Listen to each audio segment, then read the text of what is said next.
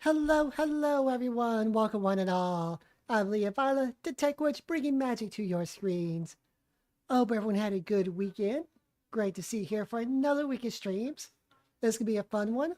We got Reverse 1999 twice this week because of the anniversary event on Friday starts.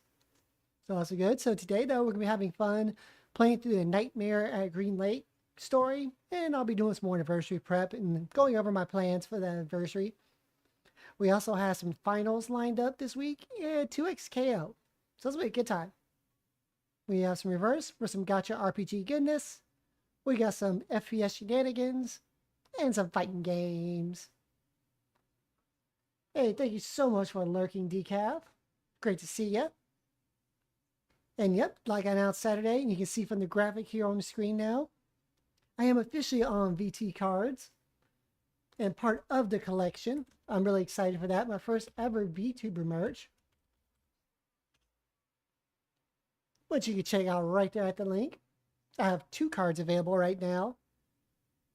I really do like VT cards. It's a cool way for folks to get merch, something that's also affordable and accessible, and a good way to support VTubers. So of course I'm going to plug that real quick at the beginning. Check it out. Check out the other VTubers. And let's get right into some 1999.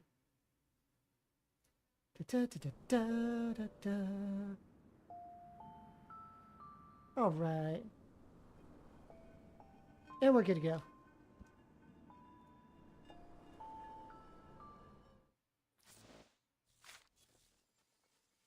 Do you have some work for me?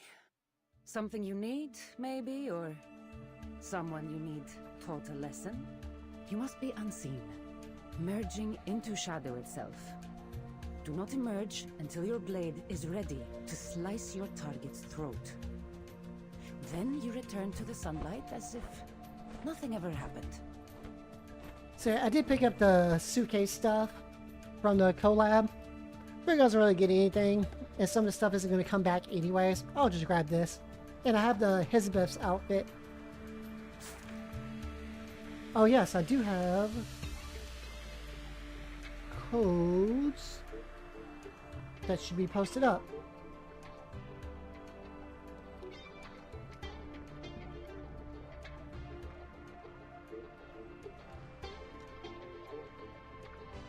Let's see here. Those 2 codes I was going to pin are... Aha!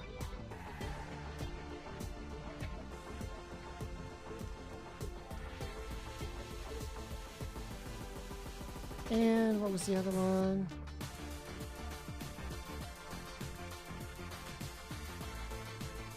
There we go.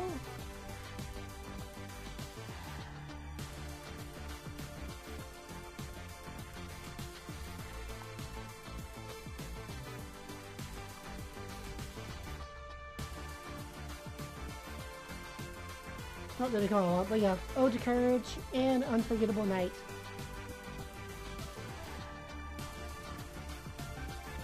So yeah, there are a couple of codes for you. Grab some free stuff. And I have plenty of things to grab. Ooh, some clear drops. A jar of candy. Discord. Sign-ins.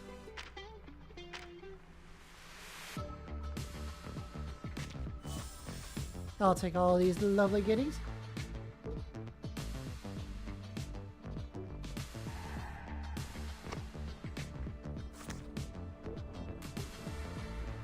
Alright, we have this daily right here. Message on the roaring wind.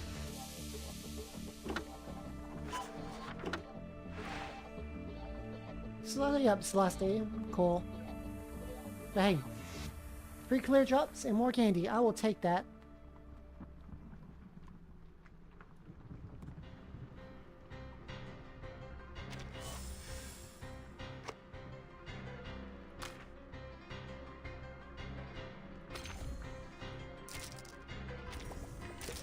Alright, let's claim this cellular activity. Beautiful, look at that. Oh, look at these clear drops. Alright, so 53.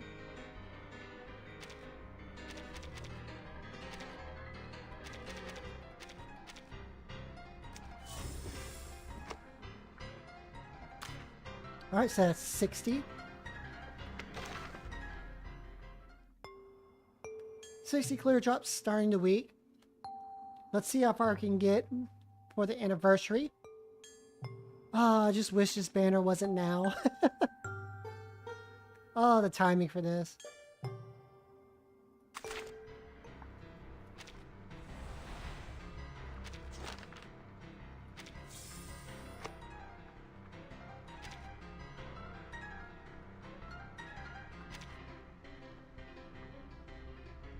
Alright, just claim my stuff from the wilderness.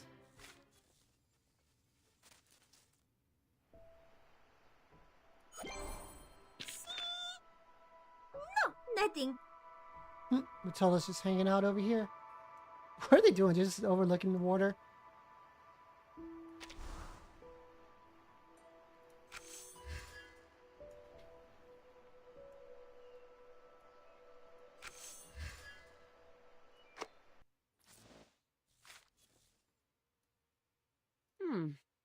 You're a rare sort of person.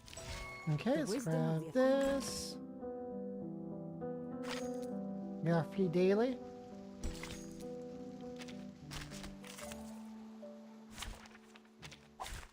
Hey, hello there. It will be over before you... Addio, I straniero. tried the ingredients this time. Pussy gods! Where are the pussy gods? Go, go! Non voltarti indietro. Go!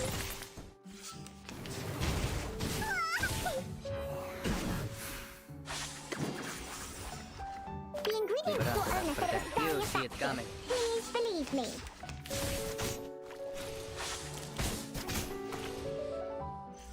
Now, to preserve this memory in our dreams.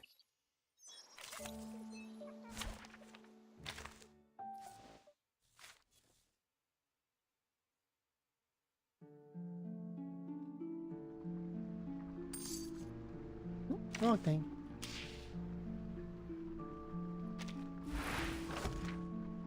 Yep, so I got the suitcase as well.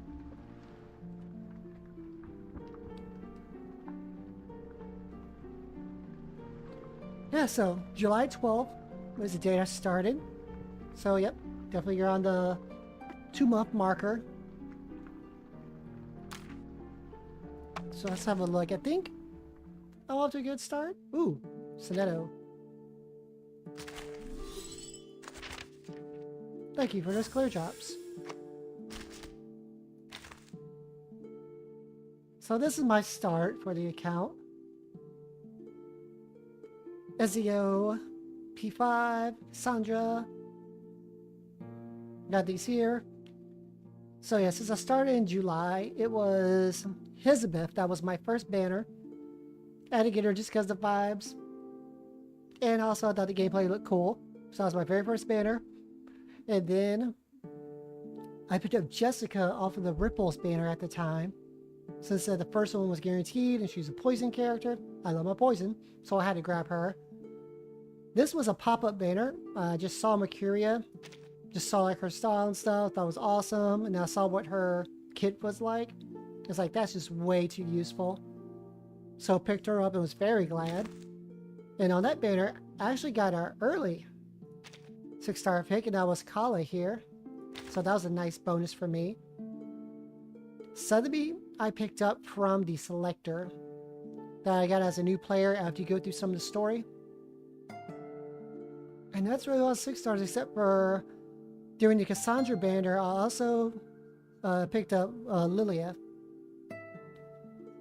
And I have a collection of 5 stars here, which I'll be getting around to working on in the near future. In my future development plans, I want to go ahead and get my current characters leveled up right here. All of these. I want to get their reasoning or resonance up. I want to start working on that. And I do need to get her leveled up. She's the last 6-star I need to level up. So that's going to be something that I'll work on I might start on that today. And start getting her leveled up. If I don't, just wait until after the anniversary. And then I want to start on some of these 5 stars. Especially the ones that have euphoria. Like I'm not good at dealing with Fork Bloom visitors. here apparently has a It euphoria. reminds me of something bad. Tenet. Good She has a day, euphoria. my lord. You're too kind visiting me. So those characters I want to check out. Does Sweetheart have one? No, she doesn't. Always lonely to stay somewhere. I also want to get Lorelai leveled up too. Matilda. Now walk out and wait till I'll go and get her leveled up too. Plus we get a free Matilda at the anniversary event.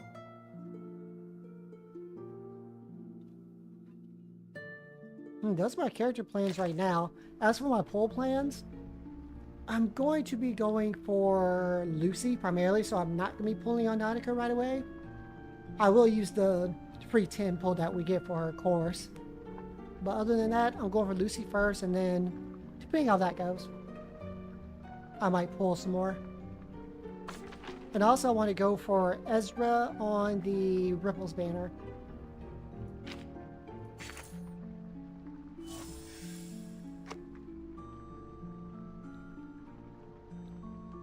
I have made progress here. I'm actually on the last act, so I'm actually about to finish this. Except for the Return of Growth stuff.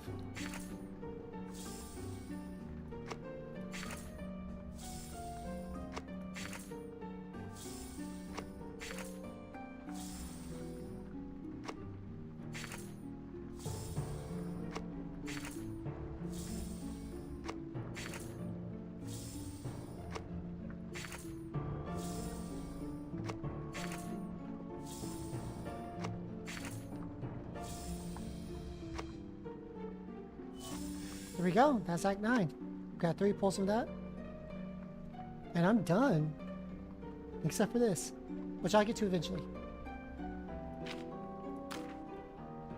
Alright. So I have 1,056 cellular activities to start with. Let's claim these weeklies. Right, good progress there.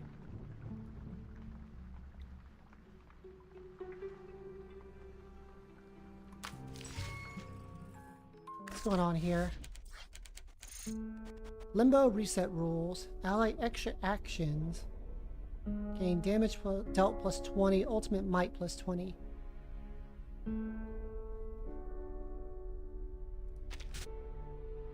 Okay. Yeah, so last stream I actually did my first reveries and a little bit of this Limbo Loose Escape stuff. I'll definitely do more of to get more clear drops.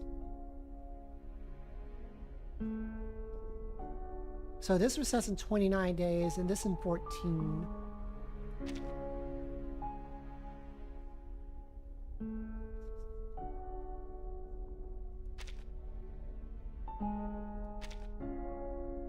Insight 3, level 1.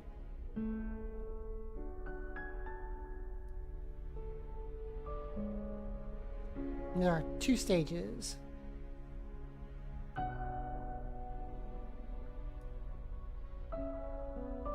So plant team will go here.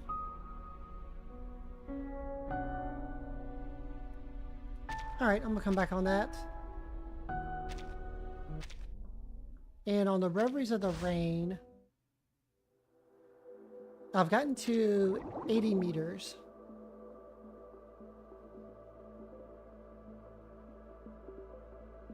Insight 2, level 49. But before we get started with the story, let's do this.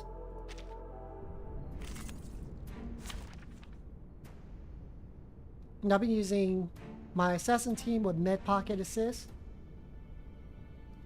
And I have this additional myth manifest star of misfortune. Straight to the point. I like that.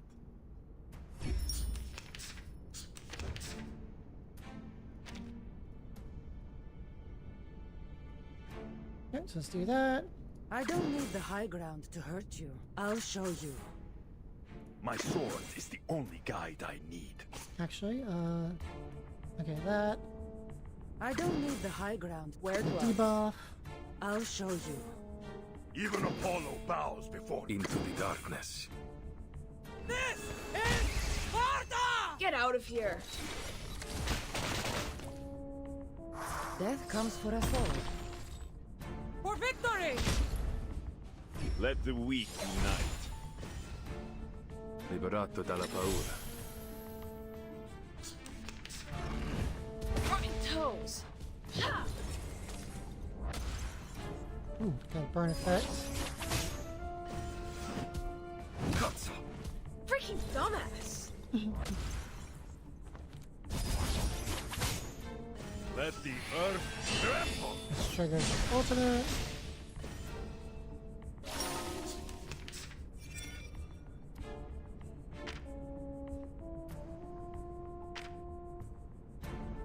Okay.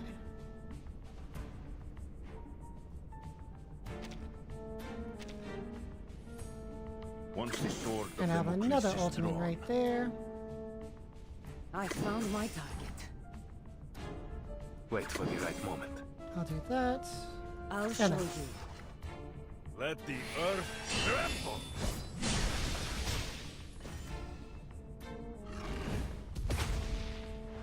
I'm losing my patience. Yeah! This is Sparta! Portarti indietro. Let the earth tremble. And that's right.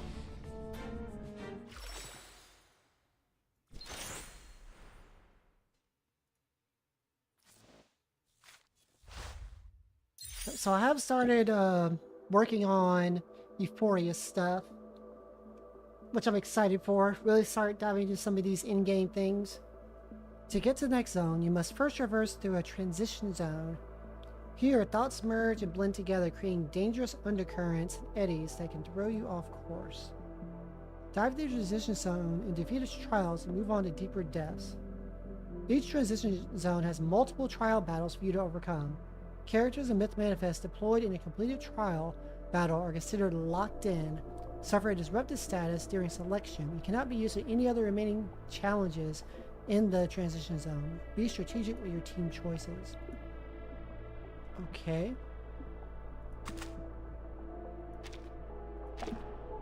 Ah, so this is where I need more teams. Which I don't really have that right now. So I'm gonna come back to this.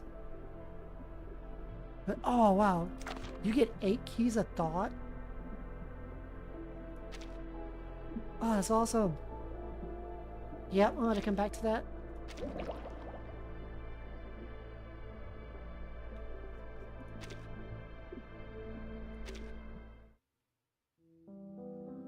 And I need to go back to Windows Other Worlds here and just get through this and get all the Lorelei stuff.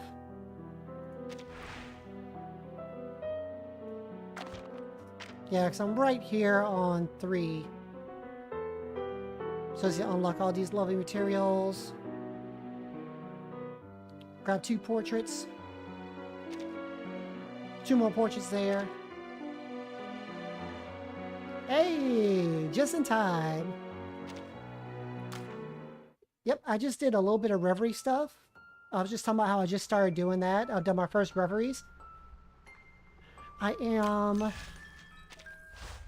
up to 90 now. So kind of getting started a little bit in-game stuff. But I need more teams before I can do this. And I just was going over some of my progress for my account and where I'm going to be moving next. So I'm going to be working on getting these resonances and stuff and reasonings leveled up. I'm going to start building all that. And characters that have euphorias, I want to start really working on those. So I have Sotheby and Jessica gets a euphoria on the anniversary. So Friday I want to look at that. About ready to really get started with Sotheby's. I've leveled this stuff up. I'm ready to rank up, but I haven't actually unlocked this yet. I only have these 12, so I've been kind of waiting till I get some more. And then I'll go ahead.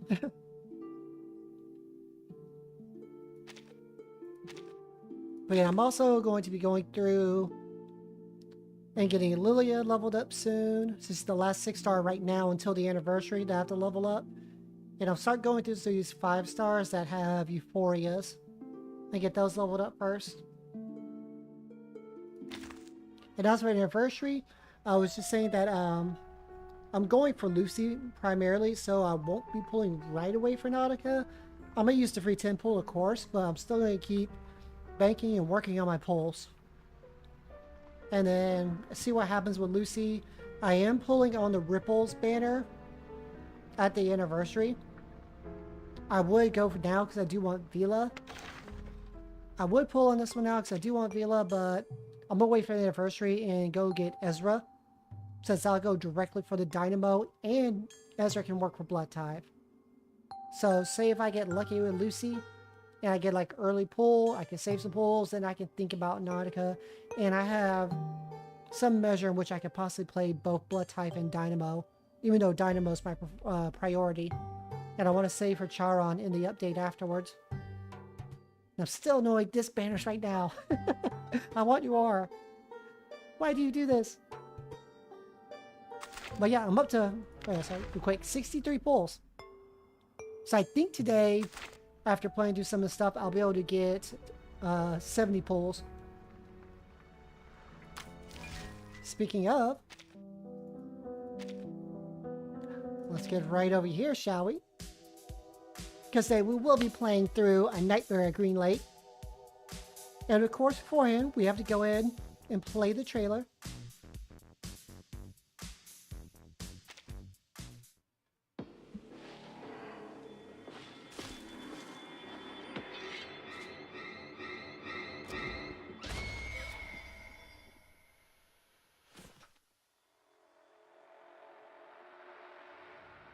That was a night in 1971, a night with pouring rain.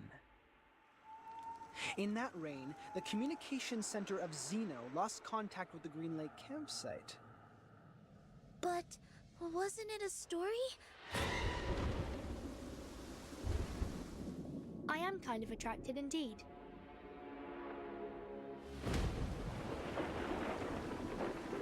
Staying here is really not a wise choice for you. It's our rights to stay here. You can't just expel us.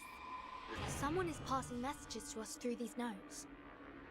We have been with a butcher whose identity is unknown to all of us. Like the story of Xeno Youth Force. We are in real danger now.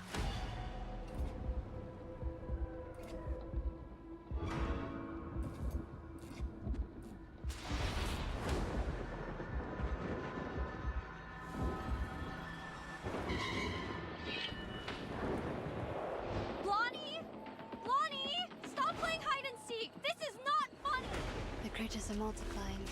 Things are getting worse.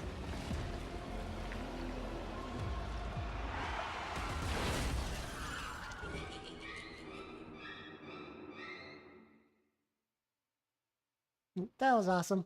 I like how this is a nod towards like the old slasher films. I like this little tidbit down here. Produced, directed, and written by Blondie. That's a nice little touch. Now, like we get to see Two Fairy, because this will be my first time actually seeing Two Fairy in game. And Blondie. Actually, everyone except for, obviously, Vertinus and Edo. So I have a mode here. One Flew Over the Old House.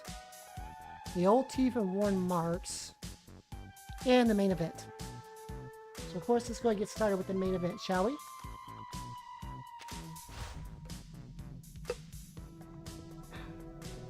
Quick hydration. Yay, water. Alright. Part 1. A letter from a stranger. The start of a tragedy, or maybe the beginning of an adventure.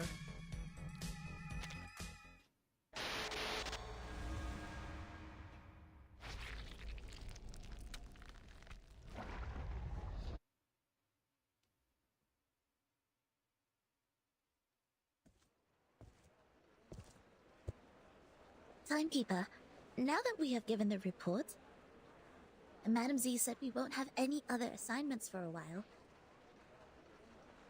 It may be a little abrupt to ask, but I was wondering if you would like to take a heritage train ride with me.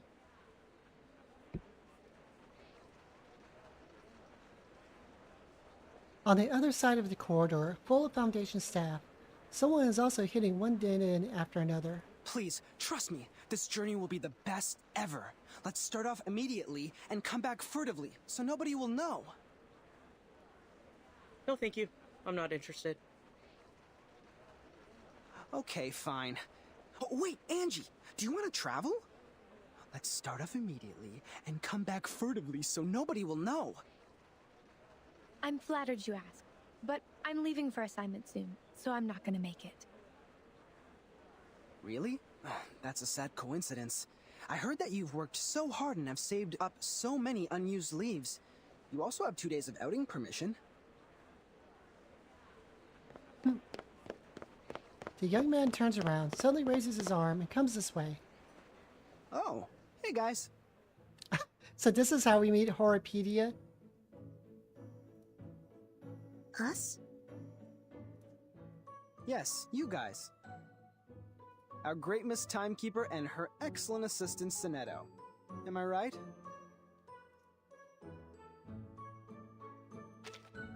Accepting the title Great without hesitation, you are really the Verdun we've heard about.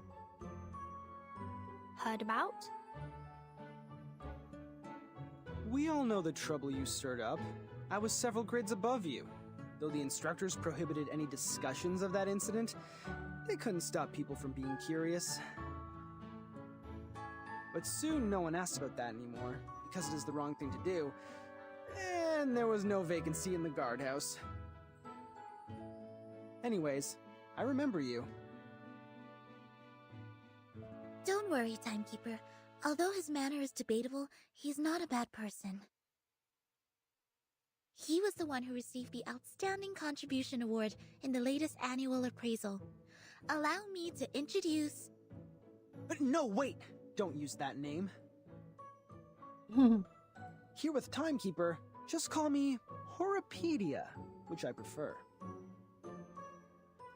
Okay, Mr. Homophobia. I've never heard of this nickname of yours. It's a long story. I can share with you at another time. Now, let's get down to business. Have you guys heard of the myth of the Green Lake campsite?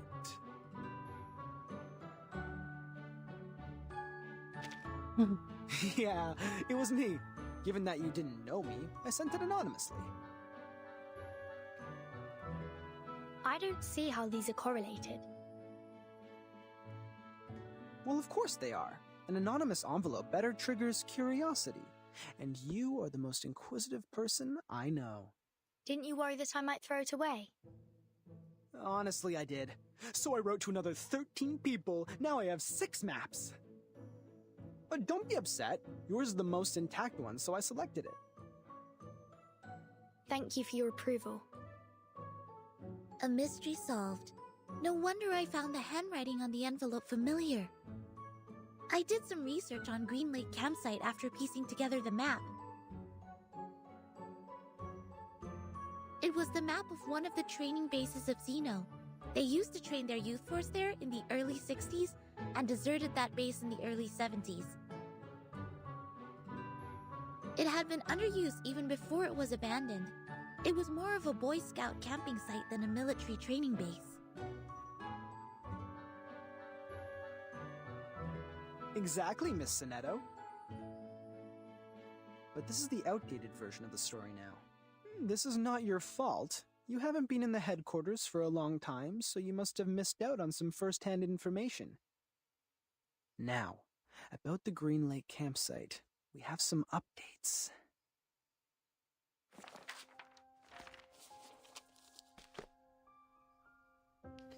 An enigmatic look appears on Homophobia face. His voice drops. That was a night in 1971, a night with pouring rain. Heavily and hastily, sheets of rain formed a barrier, isolating the woods from the outside world. In that rain, the communication center of Xeno lost contact with the Green Lake campsite. Was it normal rain? It was. Drops of water with dust falling from above. It didn't cause any illusions or unusual symptoms, but took away all the youth force stationed at the campsite. In the cabin they lived, people found clothes, blankets, even books left open on the table. What does not move or breathe stayed there as usual, but their owners, those living youngsters, disappeared from the woods like drops of dew under the sun. Since then, nobody has ever seen those youth force again. Xeno has not, nor Laplace, nor us. Green Lake Campsite has then become a ghastly and deserted land. Miss Sonetto, please put down your hands. They're hindering your ears from receiving information. You might then miss the climax. Thank you for the kind reminder. It was an unforgettable night. 3 months later, all the missing members of the youth force came back to Xeno. They carried the smell of fungi and moist air, stepping into their dorm without making any noise. They claimed that they just came back from a tough mission in the rainforest. No one knew what the mission was. No one knew which rainforest they referred to. The personality of all those kids have changed. The outgoing Bruno became speechless. The gentle Anna Queenie starts picking quarrels with others. They were not who they were, but no one could pin down the difference. Day after day, the smell of fungi and moist soil never disappeared. It lingered for 1 week, 2 weeks, 3 weeks. Till one night, grade 1 student Drea suddenly woke up from his dream. A muddy tentacle stretching out beneath his bed, closed around his ankle and pulled him onto the floor. There, a face awaited him.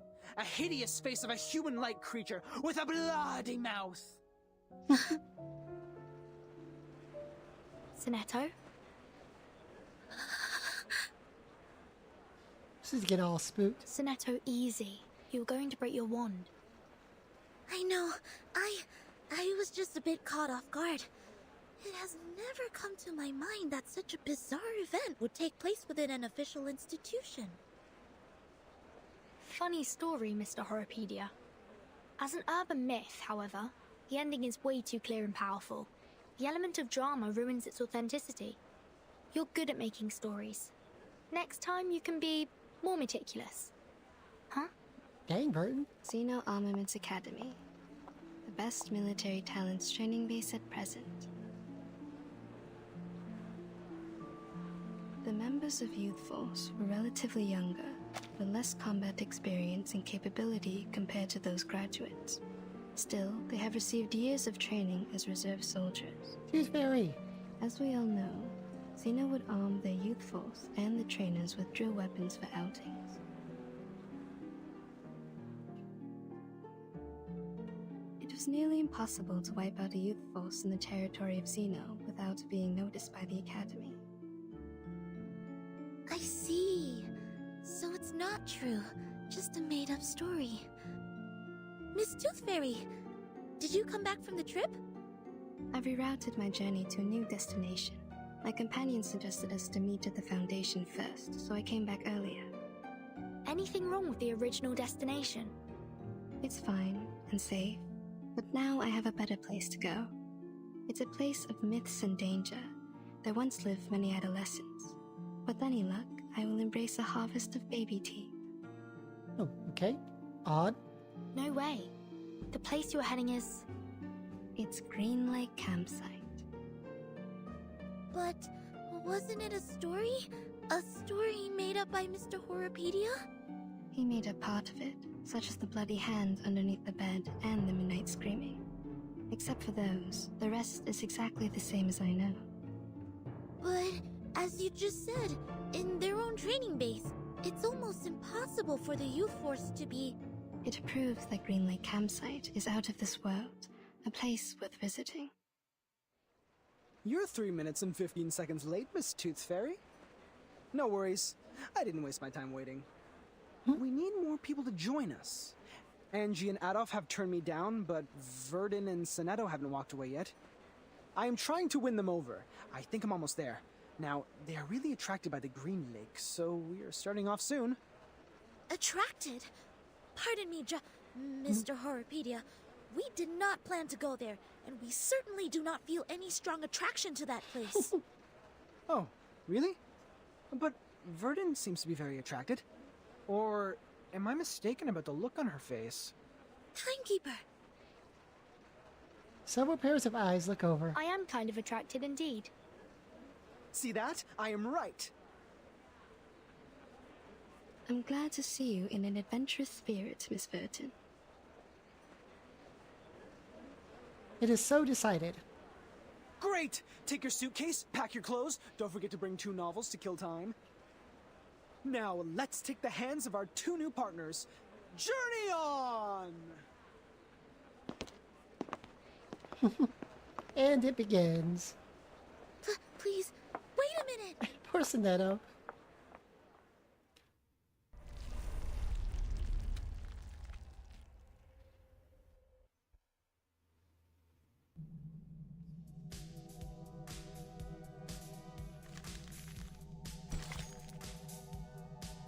Alright. Part 2. Baby teeth. They were taken away, leaving a bump in the smooth road. Get whatever this is. Damp note. And 60 clear drops.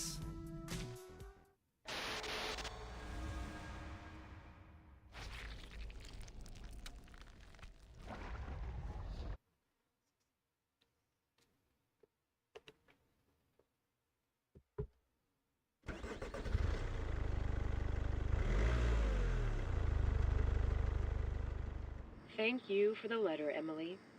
Now, we are bringing our driver friends the latest weather forecast. Ohio is having a sunny week, with a comfortable level of humidity and 0 chance of rain.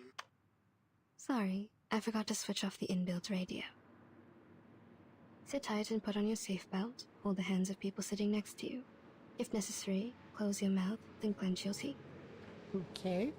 You can do as I said, or not. I was mainly talking to them. Yes, madam. Yes, Miss Tooth Fairy. Are those little winged elves still nagging you? I remember you were troubled by them as early as I was in school. They are still there. They have never left there. The good thing is that they can't distinguish lies. They spend every second of their life overhearing me and totally believe what I say. As long as they hear me say, cover your mouth and clench your teeth, they will never attack you. We all owe Mr. Campbell a big thank you for this. All of his teeth were stolen when he was with Miss Tooth Fairy. That's when humans finally realized how vindictive and vengeful those little things are. They stepped across the world for the cure. Eventually, they found a solution. Mr. Campbell? Who is this person, and what happened to him? He is my brother. I am also a Campbell, Miss Campbell, while he is a Mr. We shared a roof when we were little. I was cursed for eating a tooth fairy. It and its fellows swore to steal all my teeth. Whoa, so she got her name because she ate a tooth fairy? Okay. At first, they did it. I ate 9 fairies and lost 11 baby teeth. My parents soon found out. They ordered a special tooth brace for me, in case I lose all my baby teeth and become a horrific old lady. In their second attack, those tooth fairies failed to steal the teeth from Miss Campbell, so they rushed to Mr. Campbell. His teeth disappeared in a flash, and he never had one since then. People said it was the curse of the tooth fairy. Just like in books, the flying human-like critters are bigoted. Once gained, they will keep the love and hatred at heart forever. I'm so sorry, Miss Tooth Fairy. I shouldn't have asked.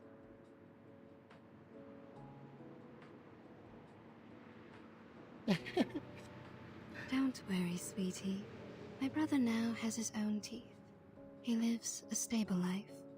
The past is in the past. I was wondering about this character since I first saw her. It's one heck of an origin story.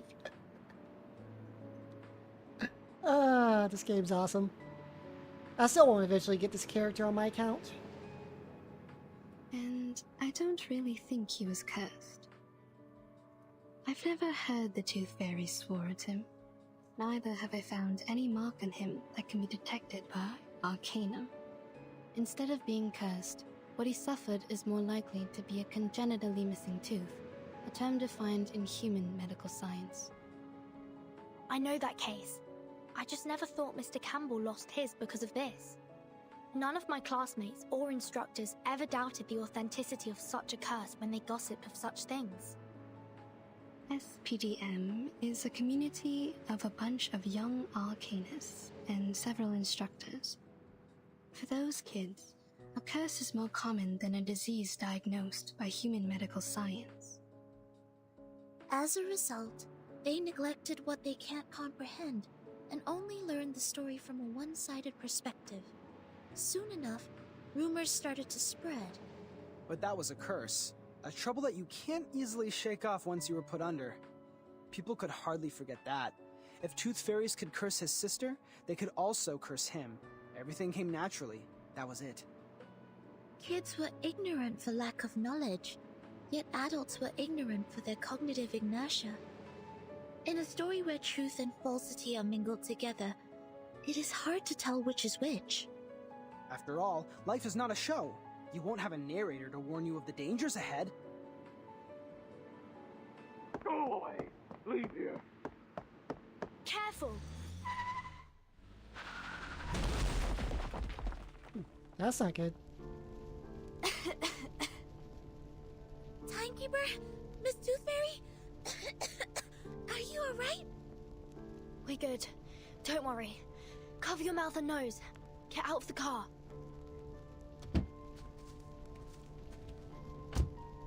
Is everyone okay?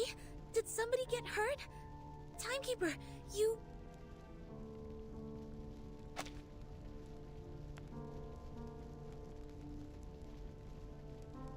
Go away!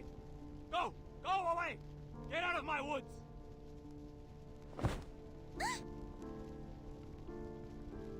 I heard it. I heard it. I've heard the gods' will. You're just a little bit cray-cray. Oh, God. Oh, God. I will guide your children. I will guide them. Guide them away from the demons. From the land of demons. Dilated pupils, disordered speech, and a body temperature of 3 degrees higher than the normal level.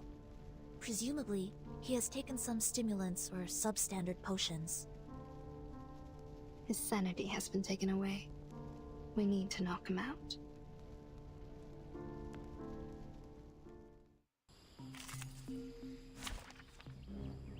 Let's see. It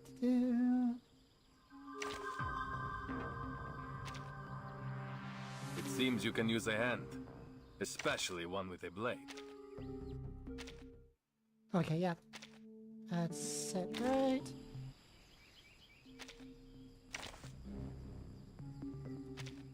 I am ready. I will handle this myself. I started in July. Yep, started July on His Abyss banner. I pulled that. Then Mercury had that pop up, so I had to pull there, and I got a free Kala. I think that was like maybe 10, 20 on that pop up banner. So I saw her, I was just like, she looks really cool. I love those vibes. And I saw her kit, and that's it. Jessica was the Ripples that was on that same banner, and that was from leveling up when you start playing the story. Yep, big jump, and that was it. Yeah, I was like, was about halfway through His Abyss banner. I think I was. That was a good ways through His Abyss banner. So my first little event was that Cosmic Overture, which was a really cool event to start on. And yeah, that's been it for me. You know, so pulled. I got her off of the Cassandra banner. Well, I was actually just thinking about something new. I had just started really giving gacha games a look, giving it a fair shot because of Zenlism Zero. And I enjoyed that. And from there, I went down a little rabbit hole. And at first, I wasn't really looking at Reverse, but I decided that, you know what? I'm just gonna give this a try. It'll be a good Saturday stream, try something new. Even just a one-off, it'll be fun. Boy, was that a great move, because I was hooked. And once I actually started playing, seeing this, the art style, the story setting, stuff like that, I was hooked. And while initially, like seeing like some of the characters in battle wasn't my thing, it immediately clicked with me and I love it now. Yeah, that's what I thought. I was going to play, you know, my one-off thing, depending on how I enjoy it, but then no. I was immediately hooked. And it's become pretty much my main gacha now, and I play quite a few now. I play Zenlism Zero, some Wuwa, this, Punching Grey Raven, and some Mormons. But this one's becoming like my main one.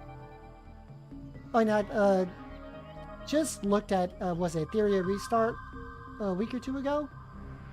Yeah, something like that. Maybe 2 weeks ago. Yeah, so this is taking up all the time. Like, it's just so cool, the character designs. Like, fantastical designs like Loggerhead here. Barbara. And then, of course, we get stuff like freaking Tedet, Kala, Hizabeth.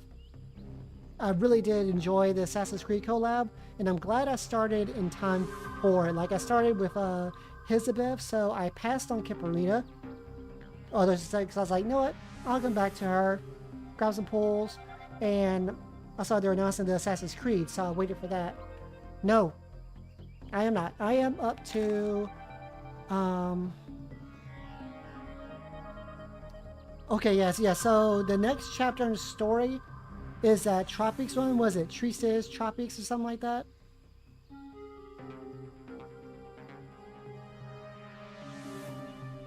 Yeah, let's go look real quick. Which one is it?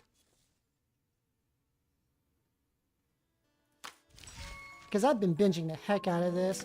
Yeah, I stopped here, and yeah, I stopped here and started doing like the Assassin's Creed collab stuff, and I decided I wanted to go through some of this, and I was looking at like some more of the actual order, because there was that story. It was really awesome. I really enjoyed this story, Floor to the Golden City. I stopped at make sure I played that, and then I decided I wanted to go back through these. So I done Remit Cup. I did the Haunted Highway last week, so now I'm going through this. Yeah, Variant, if I was going to get something from this, I already decided before that it would get something like this. The one-off and maybe a costume or two. So that's what I did. Something like that, because I play Hizabeth, I like Hizabeth. I wanted to get Vila, but if I'm going to be smart with my pulls, I'm going to wait, and I'm pulling instead on the next Ripples banner for Ezra, because I'm going for Lucy in Anniversary. She's one of those characters, like when I start seeing stuff about the game and I start playing, I was like, that character is awesome. I want to get her, I'll learn that play style.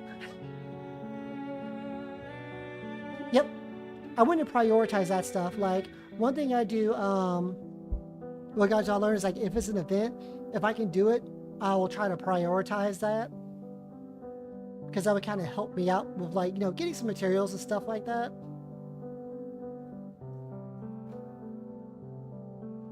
Hello, welcome in. Yep, I've done 77. That was actually last stream, reverse stream I did at 77. And yep, I've done Golden City. I really like Golden City. That was a cool story. So no, that's why I'm going back here, and I kind of feel like I want to do this one and then go back to the main story, or I do I might do that and then go play Journey to Morpont. So yeah, because I'm also trying to make sure I unlock all these because there's so much awesome story to go through. Okay, awesome. That's good to know.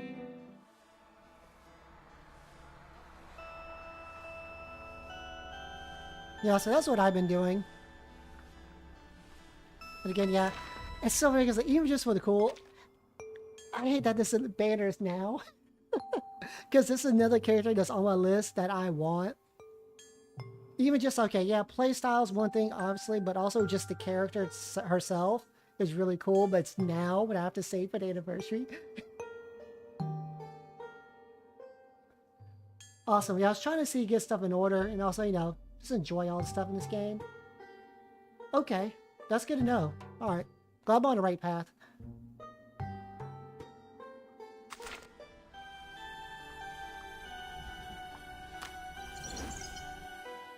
Oh yeah, wilderness.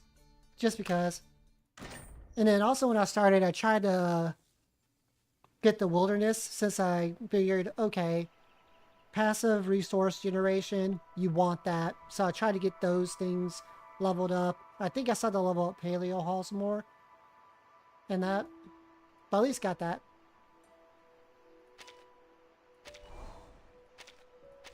But yeah, this is my little wilderness so far. I'll put all the birthday stuff over here. And yeah, I didn't expect this system, so that was a nice surprise.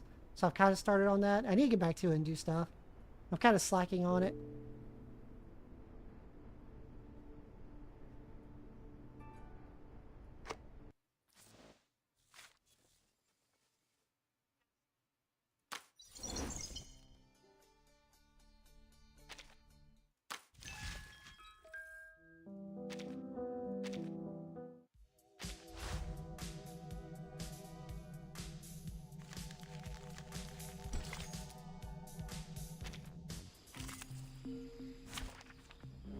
Alright, we're over here for the fight.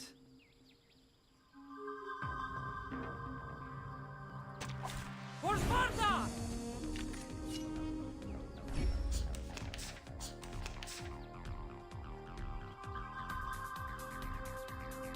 Hey, welcome back. I hope your net clears up. You haven't missed much. This is chapter 2.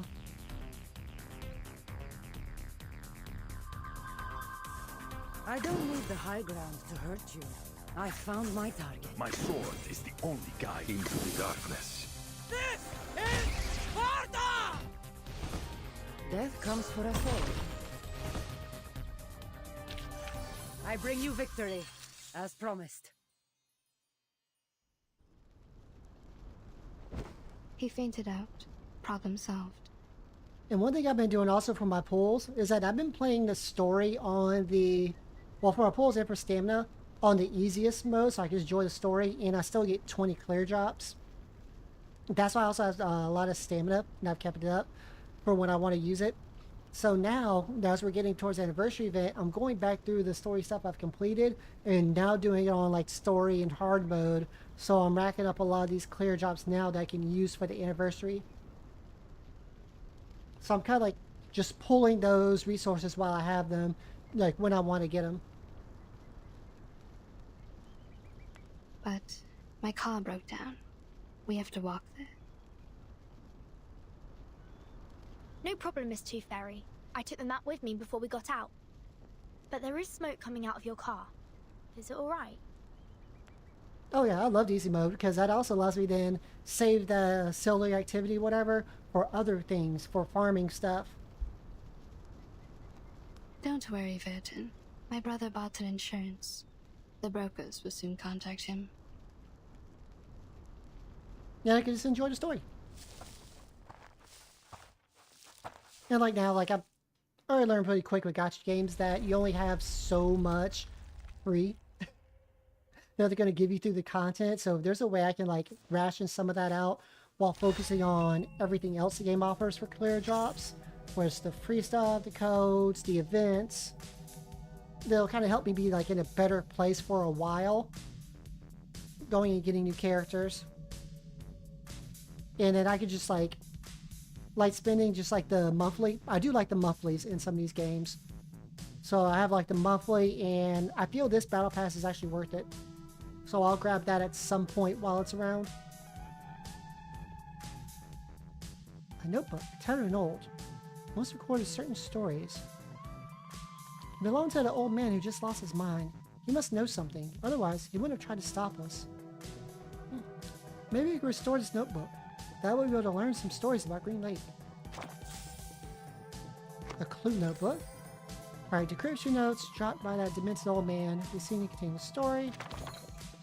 Oh, okay. There's information in a notebook, but most of it has been torn out. There are traces of dirt near the missing information. Maybe we'll find them. Okay, so this is cool. So as we progress through the story, we'll collect this and flesh it out. Alright, thank you so much for stopping by. Alright, 3. Empty pillbox.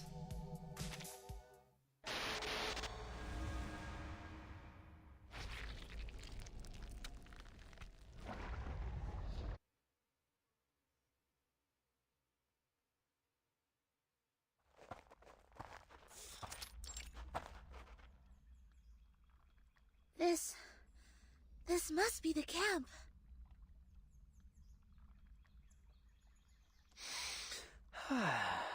I sniff conspiracy in the air. What will happen here? Murder? Sacrifice? Spy attack? Or evocation?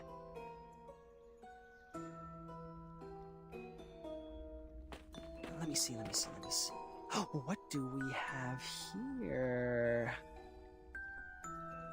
These things have been left here catching dust, and I see no footprints or any signs of activity.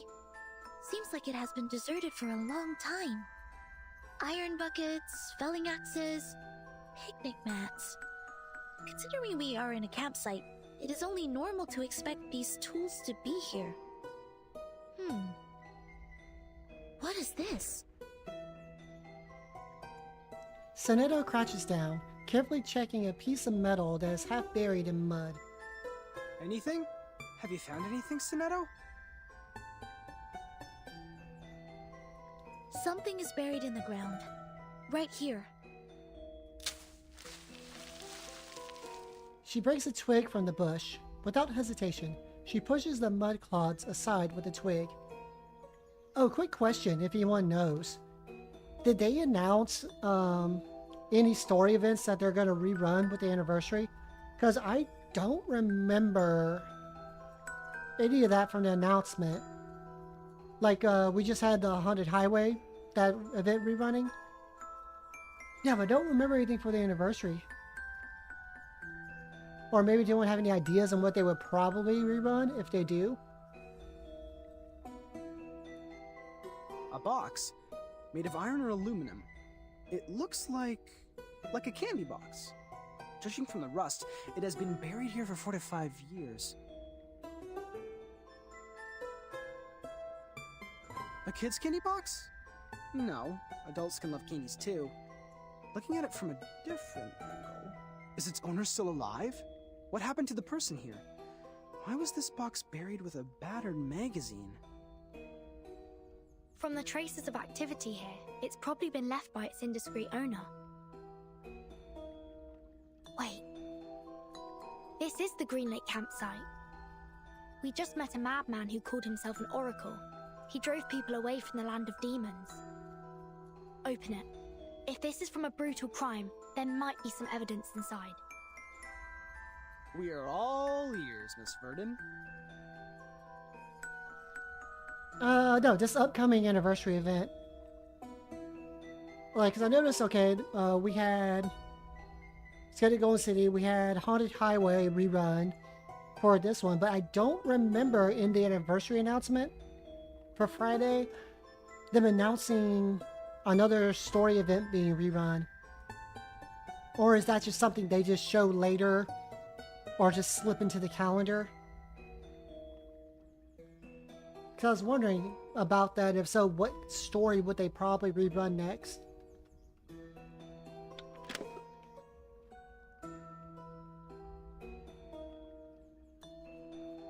The metal box opens up. There's nothing inside. This is not a candy box. It is a pill box. Correction. It is an empty pill box. You're back, Miss Tooth Fairy. What did you find when you explored the campsite? Oh, okay.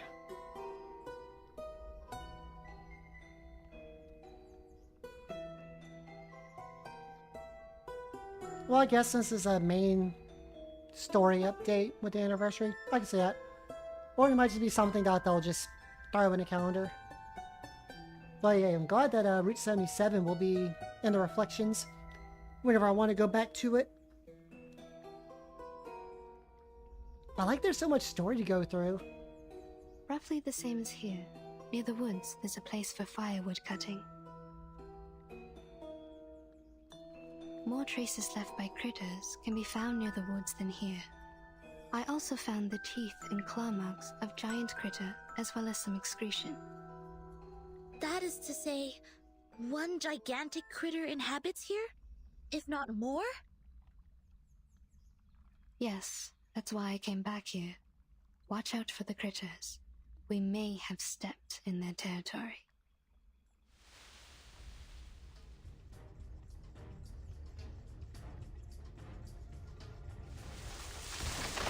Just like the crucibles, always give off a whiff of smoke when a witch casts a spell.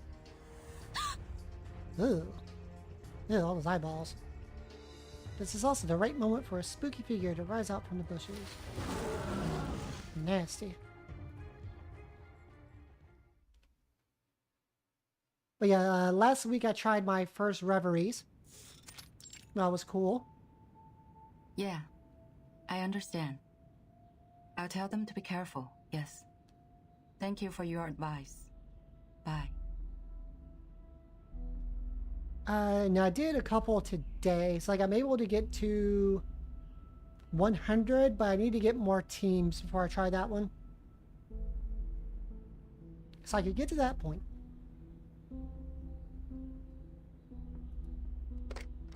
Angie, come in.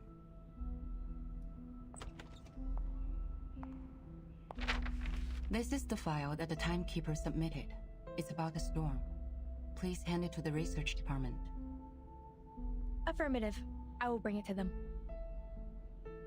Next month, your squad will be dispatched to North America to join Xeno for a joint mission. The tactical unit under the timekeeper will be replaced by the 3rd squad. Please complete the handover procedure before you leave. Yeah, and I just saw some video stuff about euphorias. So I'm getting started on that slowly with the characters I do have with Euphoria. So like Jessica, because I saw she has her 2nd Euphoria this week at anniversary, which looks really interesting. Sotheby. What else? I have some 5 stars. What else do I have? Bjork Bloom, whatever. Tenet. Lilia, excuse me. Matilda. That's all I remember. By the way, your application for the outing permission has been permitted. The document will be posted to your door mailbox by 7 p.m. tomorrow. There's also some going for Lucy. She has Euphoria. I'm definitely going to prioritize getting that. I'm very grateful for your help, Madam Z. You're welcome. Get some good rest. Don't forget to remind your team members that actions outside areas mentioned in the application will not be allowed. They need to return back to the headquarters by the specified time and check in once they're back. I will, Madam Z. I will look after them. Off you go. Oh, hey, Angie. I heard that Tooth Fairy has returned to the Foundation. Please tell her to come by my office when she's available. Miss Tooth Fairy? I suppose she has gone by now. On my way here, I saw Joshua and Vertimore with her. They seem to be planning to travel. Joshua? To travel? No, Nope. I haven't received his outing application. Which means... He did have some past records of violation, such as being late, absent from duty, and taking actions without permission. His past records means that his outing application will not be permitted. He must be well aware of it. That's why he wasn't even bothered to apply for one.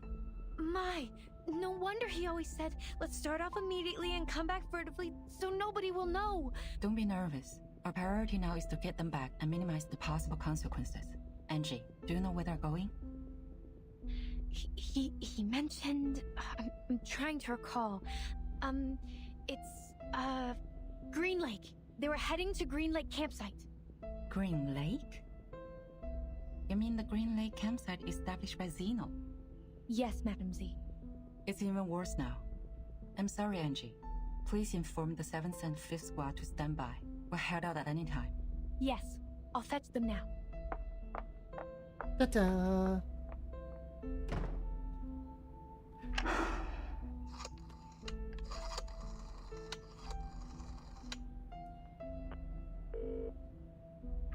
Hello? Is it the Liaison Department of Zeno Armaments Academy? I am Z. Please put me through Lieutenant Baya.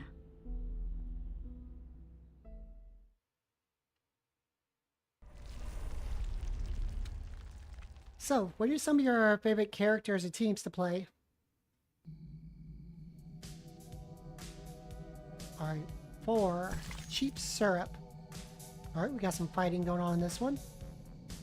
Hurry friends, the raspberry party is about to begin.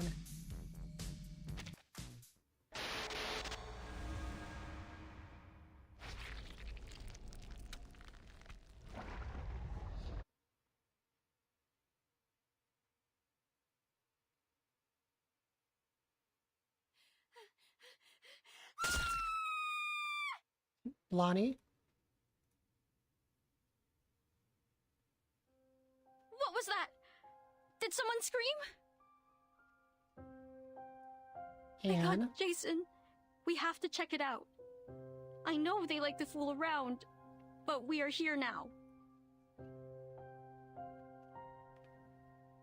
Annie lowers her voice and looks to the depths of the shadow. She remembers the terrible story about the woods. Michael, stay here and take a rest. Shh. Don't make any noise. All right. They will all be fine, huh?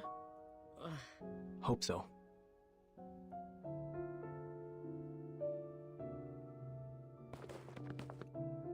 Blondie? Blondie? Stop playing hide and seek. This is not funny. Wait. Look over there. A waist-high bush shakes suspiciously. It's lush enough for an adult to hide behind. Blondie? No. Freddie? Are you there? Not funny at all. Not cool. You two always like to spook people like this. I will not believe...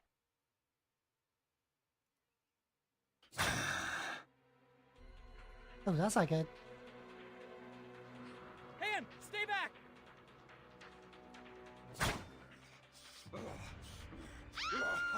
Grip that guy. Why did she give off young Jessica vibes? Not probably the hair and eyes. A sharp blade cuts through the bushes, and their noises instantly catch the grassy smell. They stumble backward and fall to the ground. What the hell was that? The stories are all true. All true.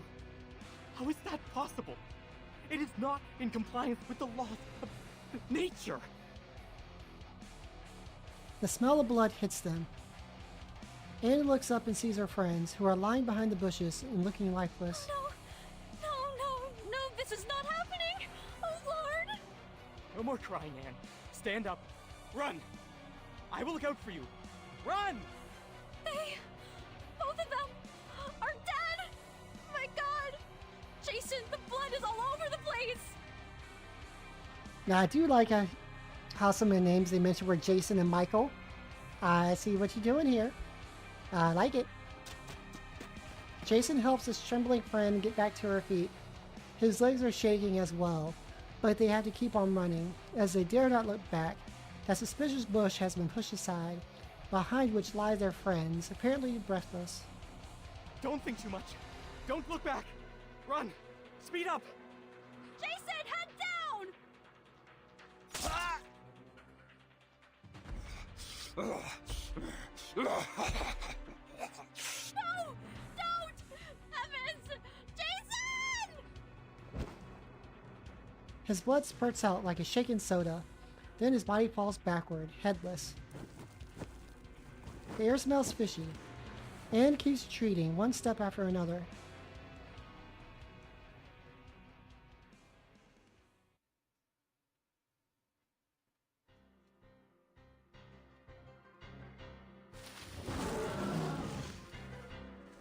Damn it, it's catching up!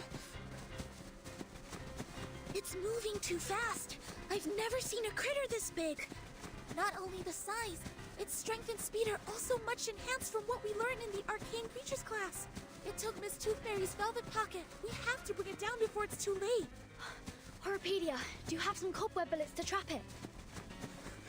Only one left. Are you sure we have to fight it in the woods? We don't have an edge. The campsite was completely destroyed within 15 seconds. I don't suggest that we kill ourselves in this way.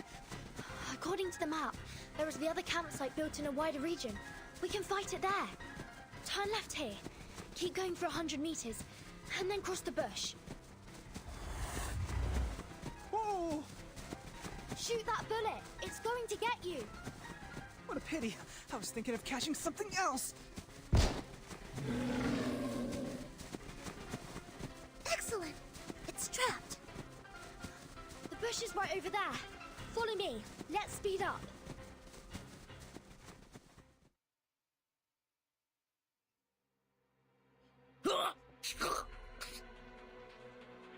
Michael suffers a slow death. He lies between the bushes and moans in pain. Little by little, his blood drains away. No! While Anne is like a scream player. She screams the same line repeatedly, circling around the camp again and again. But the butcher's blade always lands on the ground, 1 inch behind her heel, not even touching one bit of her body. Don't get closer! No, don't! Wait! You people are... The figure jumping out of the bushes is coming straight at her. My apologies. I didn't mean to intrude. My God, what has happened here?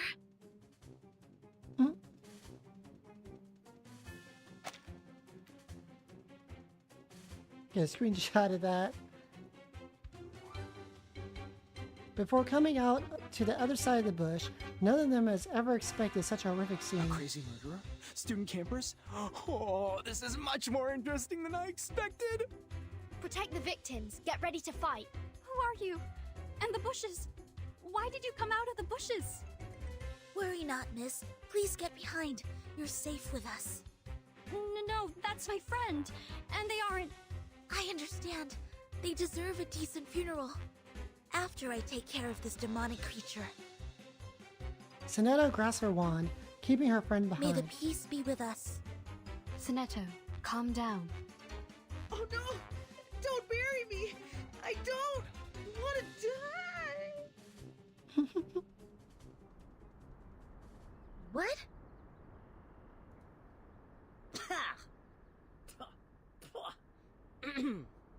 This taste of cherry syrup is killing me. You're still alive? Huh? Of course. What kind of question is that? But you were vomiting blood, and that gentleman over there doesn't even have a head attached to his body. That's a prop. It looks like a real one. Nicely done. You add bloody taste substitute into the cherry syrup, which makes it smell like the real blood. Be prudent about the dosage, because it's slightly addictive. You've used too much. What on earth is happening? This is a theater, or a filming site. These young people are busy with their business while we just interrupted them. I'm Anne. Are you two the actress Jennifer recruited? I'm afraid I don't know this Jennifer you are referring to. Ah, my bad. She sometimes goes by the name Blondie. It was just me who always calls her Jennifer. Okay, so her real name's Jennifer. Damn it, you idiots! Get your ass up! There's no way we can use this take! The body is covered in blood. Get back on her feet, one after another. The girl with the blonde hair and blood stains on her face rushes angrily over. Here she comes! Sorry, excuse me. Anne swings her arms and runs towards Blondie like a fluttering little bird. You! Who are you? Furtin. No, that's not what I'm asking! Huh? Are you asking me? I am Homophobia. Horbia's eyes light up, looking at each one of the people standing before him. And you are... the big one? The athlete? The smaller one? The fool? And the slim one? The scholar? The only girl who's standing here? It seems like the first girl who lay down. I'm talking about you, right. A blondie. What the hell? What is in your shrinked brain? I'm asking who the hell you are, why you are here, and what do you break into my film site for? Film? Yes, we were in the middle of shooting a movie. A horror movie. Jennifer is our director? And playwright. Is that the word? Horror movie? Here? He blinks, his face suddenly lit by an unusual glow. Where's your gear? What's the story? What's your business here? What? Aren't you confident enough? The gear is right here! In the script too! Take a good look at it, smartass! Recorder CCD TR57? The latest version! A pretty one! It costs quite a lot and has many features. Optical camouflage outer shell, long standby time for operating independently, and hand gesture triggered flashlights and lighting adjustments. Wow! I like how he's just nerding out. It's the first time to see a real one, other than those advertisements printed on magazines. What a coincidence! How do you use the flash? Hey! Wait! Take your hands off me! She's not quick enough to avoid Homophobia, who pinches the edge of her sleeve and tracks her arms, moving up and down. With a snap? A wave? Or adjusting your glasses? Or an applause? Let go of me! Ah ha ha ha! It's the applause! Now it's easier. Unbelievable! What the hell do you think you're doing? Piss off! 5 minutes, 31 seconds. The sticky bullet should have been 4 times more powerful than this, but still within my estimation. Hey, Blondie! Clap your hands! God damn it, for freak's sake! Look what you brought here!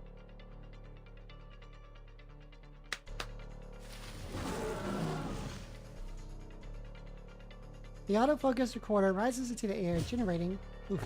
Flash. The critter roars in pain, waving his huge claws wildly. The recorder is hit and explodes into pieces. My camera! Good. Now it's time.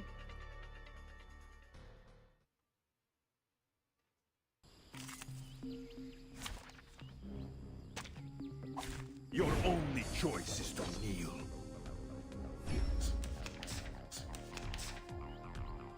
I don't need the high ground to hurt you. Even Apollo. I'll show you. Into the darkness. For victory! Just one boot.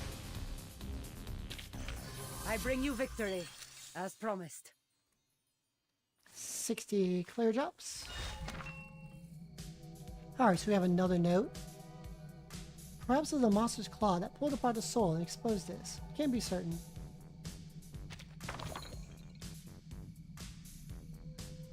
Plush Apocalypse. Just that title alone is awesome. It's a pitch black, sharp-toothed monster. It can swallow a bear as if it were gobbling down candy.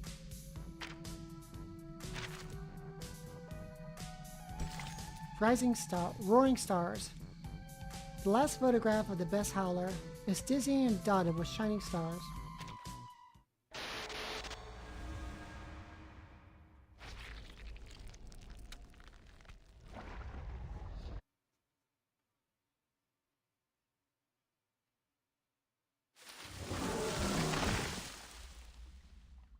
It escaped, taking my precious collection away.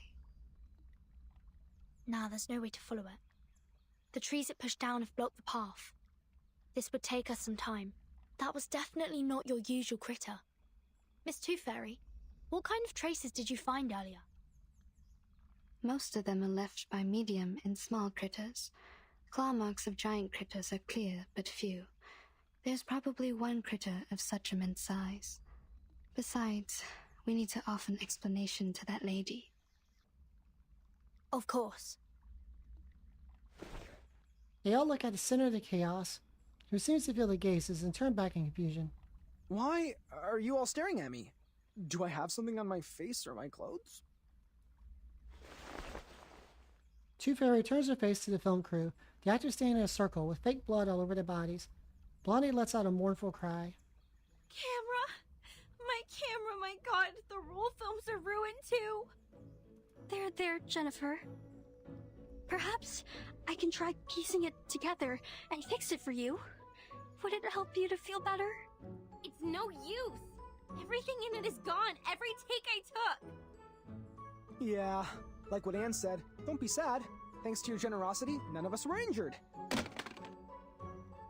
Blondie looks up and the brittle pieces of burnt camera fall to the ground from her hand. What did you just say? I'm trying to comfort you. Don't glare at me. Actually, I think this is unnecessary, but they made me. The young man lowers his head, keeps his voice down, and tilts his head toward the people behind him. See? Behind me. The girl with the hat and the girl in the white. Huh?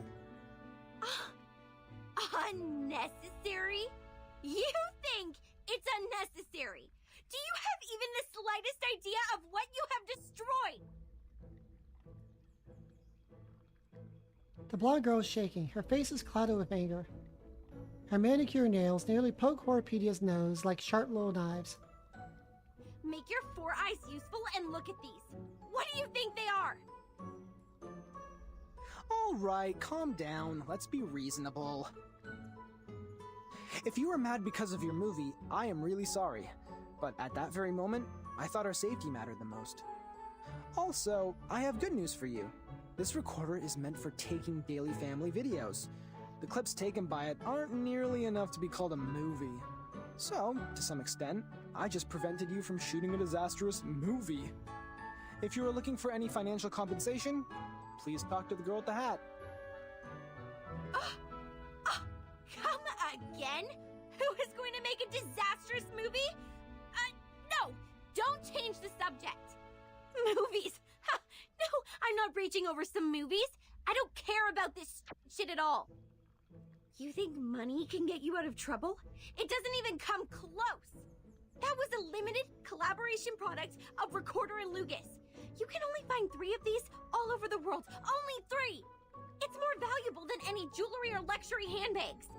The suede decoration on it alone can buy 200 of your stupid head, dumb.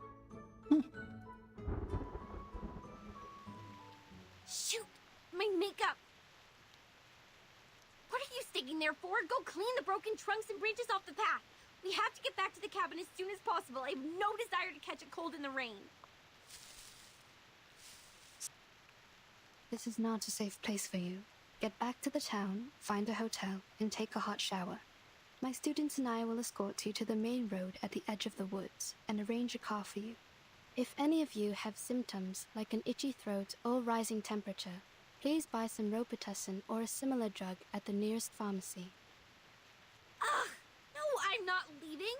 The movie is not finished. As long as you take care of that big monster, I can continue with my project to get that shit movie done. But we don't have the camera, you dumb girl. Ugh, Dang. you have no idea what we are doing here. So don't tell me what to do if the best you could do is handcraft some props. Staying here is really not a wise choice for you. It is very dangerous, and you can't protect yourselves. It's our right to stay here. You can't just expel us. You are, of course, entitled the right to stay, Miss Blonny. But I hope you could keep in mind that you and your friends are in grave danger. The Green Lake campsite is not a place for fun. You should stay with us, for the sake of your safety. The rain is getting heavier. We might catch a cold. Let's clean up the road and head for the shelter. The blonde girl falls silent for a brief moment and then storms away. All this gibberish to scare us off. Come here, Freddy! Go into the campsite and see if you can find some axes for us. Kids, if you find any teeth, please pick them up and hand them to me. Hurry up, Freddy! I'm freezing!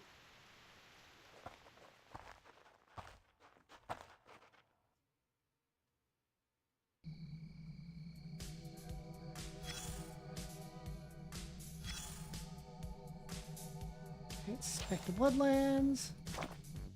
Clear the congestion. Ooh, can play with Two Fairy. For Sparta! My first time trying Two Fairy. Okay, so what does this do? Mass healing. The healing effect gains additional 30% crit rate. Cool. What's this debuff? Single target attack. 150% mental. And stacks confusion. I don't need the high ground to her. No worries. I'll show you. Wait for the right moment. For victory! Please, don't resist. Yeah! I bring you victory, as promised.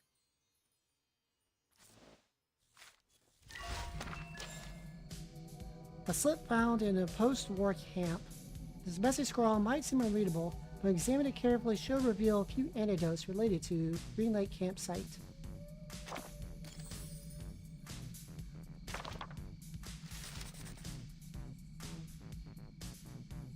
Okay, this goes for Burly Build. Like every terrifying monster, his past is a sorrowful tale. Even when Jack was a child, his wits were far duller than those of his peers.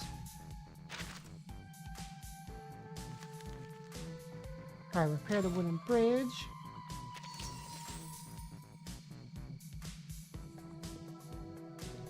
Stoics, Part 6, Cabin in the Forest. I climbed the creaky wooden stairs to see the dusty treehouse. And 60 clear drops.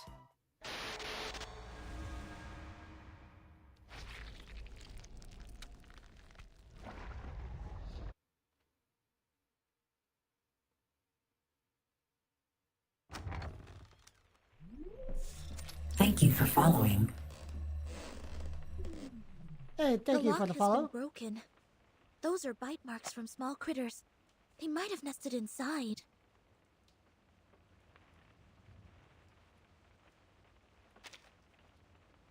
This damn place has power supply? Who'll pay for the bill?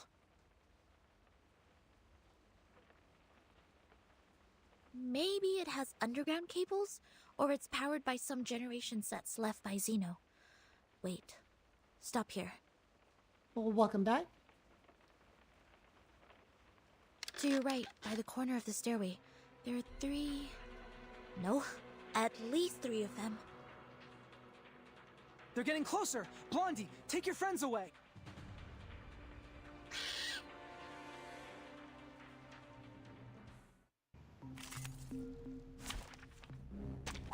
For Sparta! Alright, quickly take care of these critters. Something strange about these critters. They're so spirited. Maybe they ate something that had a special effect on them. Watch out. Don't underestimate them. I don't need the high ground. I found my target. My sword is into the darkness. For victory! No problem. Huh? Yep, sure am.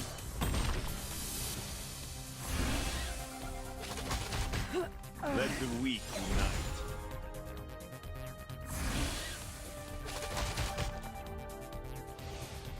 It will be over before you feel it. It came back to life? That's how it always is in monsters and horror stories. And that's why I reminded everyone that you should shoot them until they're dead. Shoot again. Don't let it get back up. Wait for the right moment. Even Apollo bowed. I'll show you. Non voltarti indietro.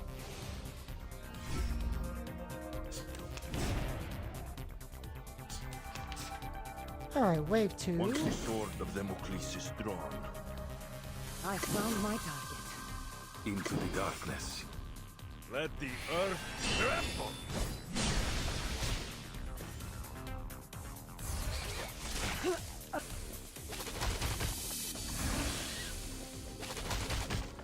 Death comes for us all. Liberato dal fratello.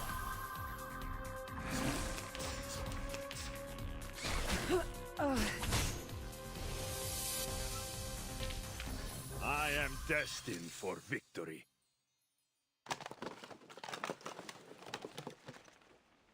Strange. I remember I left it here. Where's the camera? Are you looking for something?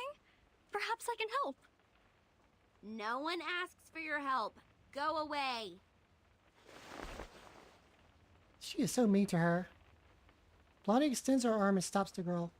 If you have nothing better to do, go clean the house up. I need a place to rest. Yes, sure, you must be tired. Don't worry, I will take care of it. Let me give you a hand, Anne. That'd be great. The tools are in the closet. This won't take us long.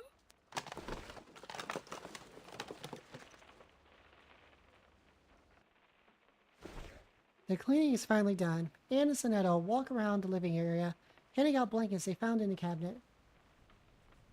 Michael sniffs, turning his eyes speculatively. So, you guys are really the investigators from the St. Pavlov Foundation? What is St. Pavlov Foundation? No way! You've never heard about St. Pavlov Foundation? St. Pavlov Foundation is an official institution that takes in and organizes arcanists, Anne. My friends and I work for them. We will try our best to keep everyone here safe. I've never met a real one. What do you guys normally do? Taking humans for subject research? Roaming around to snoop on the political parties? Are those stories true? Human subject research? Political parties? Pardon me, I don't follow you. I'll say I'm probably gonna try to get through it today. We will never do harm to any human. It's strictly stipulated. If not, if I don't do it today, as planned, then it'll be the first thing I would do Friday before getting into anniversary stuff. But I should be able to get through it today. Save your bureaucratic rhetoric, little girl. I've read those books. I know you've done some dirty things. Tell me. Shut your face, Michael. I've recruited you to play the fool, not asking you to really be one. Don't bring disgrace on us for going to Vine State College with you. You are all students from Vine State College? Yes. Faculty of Filmmaking. This fool here is a chemistry student. The big guy over there is an art student on English literature and poetry. It's one of my assignments to make a movie during the semester break. So I hired every useless meathead available and traveled all the way to this shoot just to shoot a stupid horror movie. Oof, her attitude. Although I will say I'm already liking this bit of a parody, homage to the old slasher movies. Stupid horror movie? I thought you loved horror movies. Ew! Don't disgust me. Who would possibly have interest in the movies filled with characters in sweat and dust and presenting zero romance or any nice costumes? You mean you are not interested in horror movies, but determined to film one here?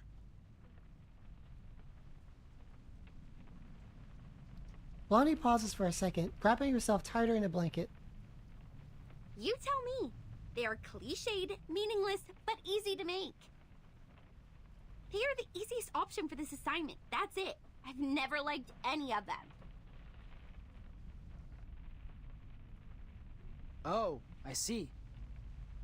That's why you selected this awful script, all these beautiful but useless props, and such an untrained cast. What did you say? Awful script?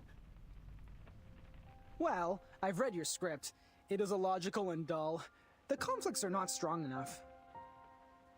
Or we can call it a classic, but in another word, it's stale. I really wonder, how did you get admitted to the filmmaking faculty? The admission criteria for Vine State College should be quite difficult to meet. You! What do you know about filmmaking? You're no one but a spawn of the Foundation like those bodyguards my daddy has! My daddy?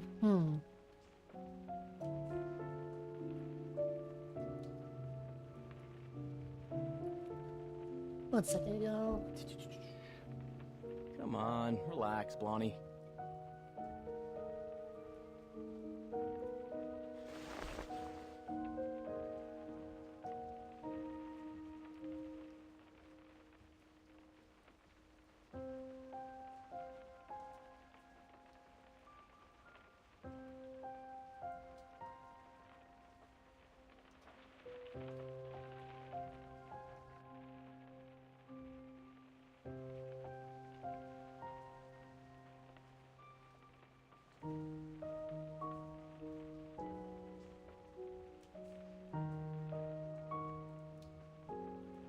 If your dad didn't sponsor the 2 library buildings, you would not be here studying filmmaking. And you look exactly like an arcanist when you get mad. Don't.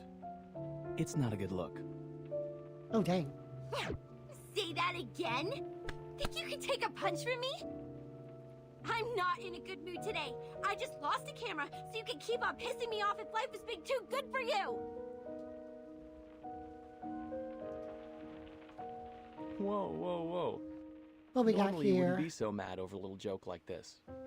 Are you making a fuss now because your arcanist friends got your back?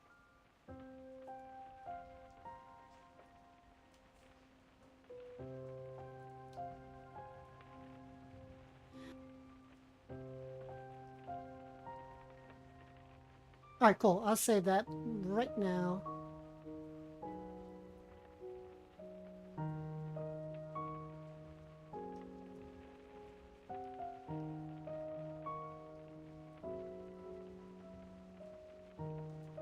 There we go. It's lined up for after stream. Jason, Jennifer's trying to finish a project. You shouldn't be mean to her. Alrighty. Catch you later. And Jennifer, please don't get into a fight with him. Isn't he your friend? I thought friends won't say hurtful words to each other. I don't understand. Is this the way people make friends in the outside world? Like, she's like the one likable person out of this group.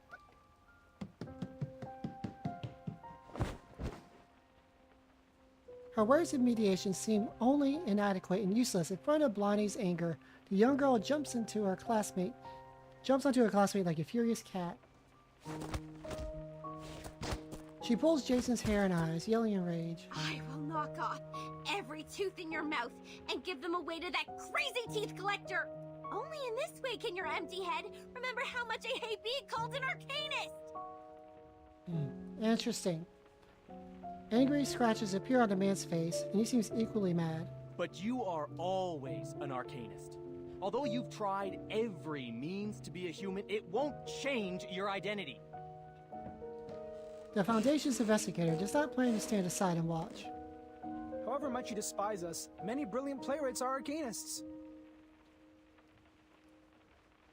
Mr. Horpedia, please stop making this worse. You jerk! Quiet. As Tooth Fairy knocks on the table with her glass jar, the sparkly creatures inside are frightened and start to hit the jar. If you don't shut up now, I will shut you all up forever.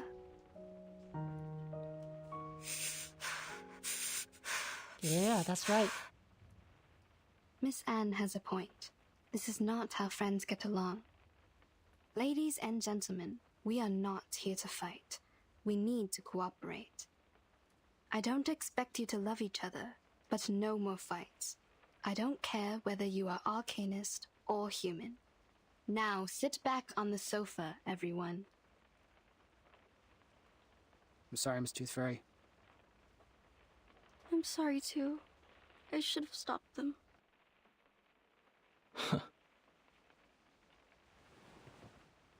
The young people sit back on the couch. There's a strange, uncomfortable silence in the room. Blonnie, is Anne also recruited as an actress? She is not as energetic as your classmates. No, she isn't. She's a local villager. We met by the edge of the woods. As well as Rod, the one that plays the butcher. That's everyone in my crew. Now, if your curiosity has been well satisfied, leave! I need a break.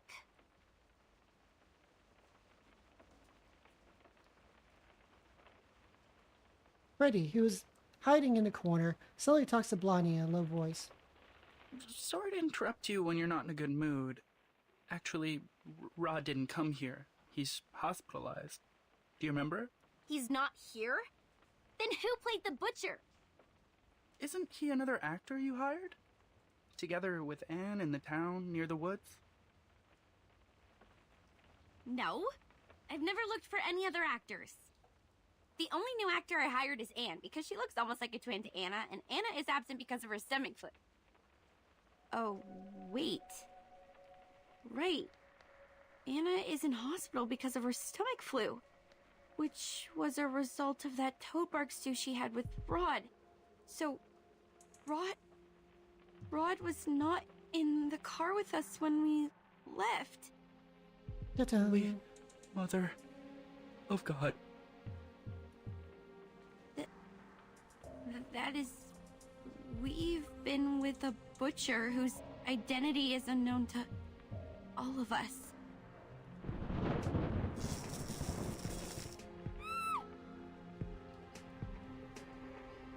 Jennifer, don't worry. I will protect you.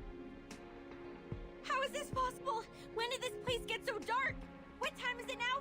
Hey, Freddy, stop whining and take a look at the clock. Okay. Afternoon. 1 p.m.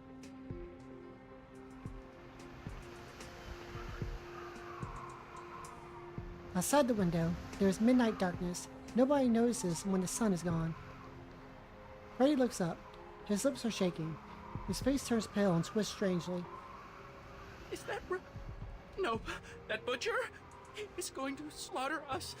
He is truly a cold-blooded murderer.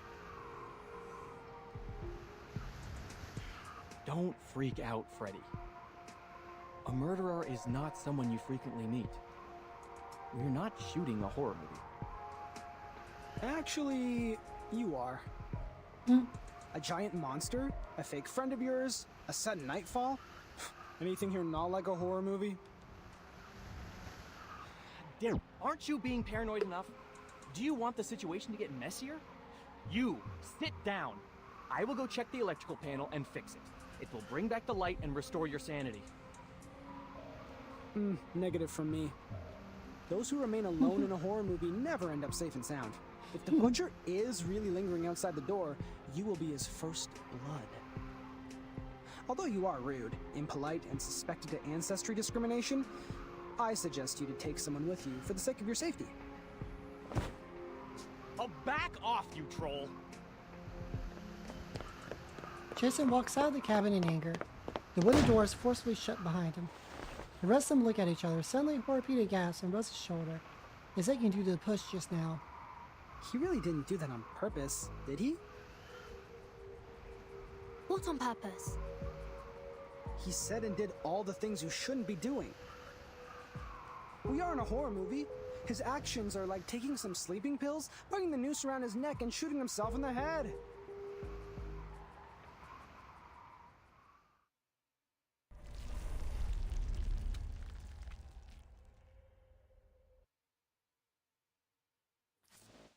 Something unlocked. That obtained. A slip found in a cabin. Some of them got wet. They're covered in small critter claw marks.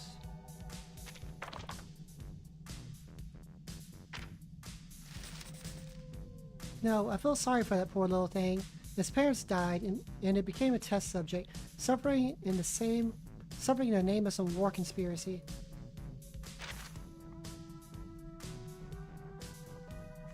Alright, 7. Games for the brave. Oh, is this the first one with 3 difficulties? It is. Alright, that's interesting. And we know there's at least 18 stages. I'm guessing it'd be like 20 something. That seems to be the norm for what I've played so far. Alright, Insight 1, level 10. Cool, surprise and arduous. Games for the brave. First the loner, then the failed fugitive. Now more than ever, we must act together.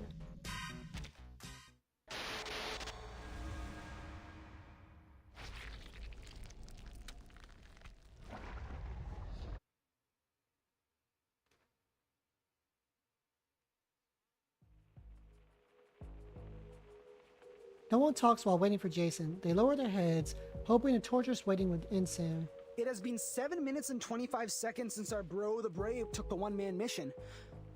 I have never fixed a panel before. Can anyone tell me if it's normal to take this long? From my experience in human society, it is not too long.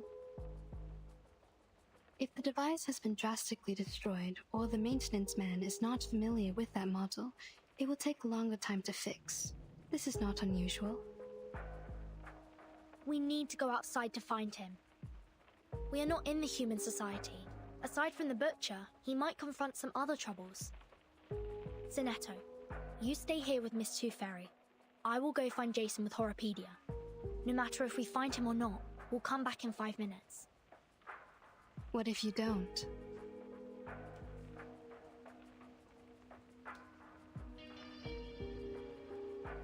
Then it means we are not in the kind of horror movie where misfortune only happens to lone wolves. If we don't come back, please evacuate the whole campsite and contact rescue.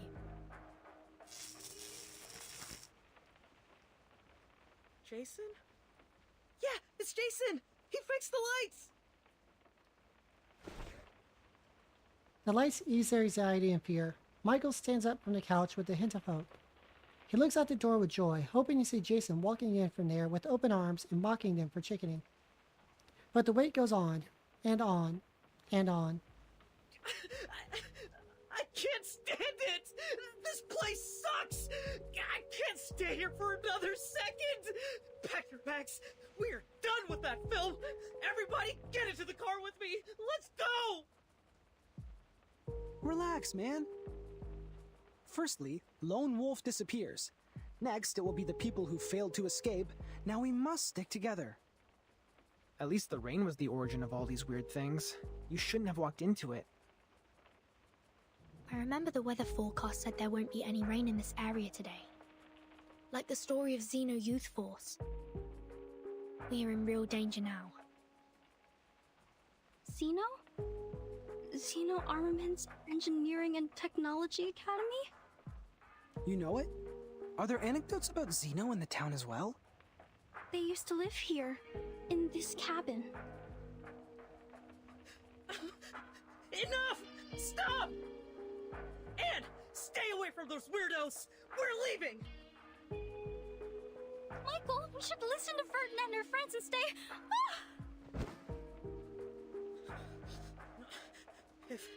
If Rod can be fake, this whole campsite can also be an entire illusion! You guys look normal, just like any ordinary people whom we would possibly run into in a place like this. But then you will infiltrate! Please calm down. We've only been trying to help.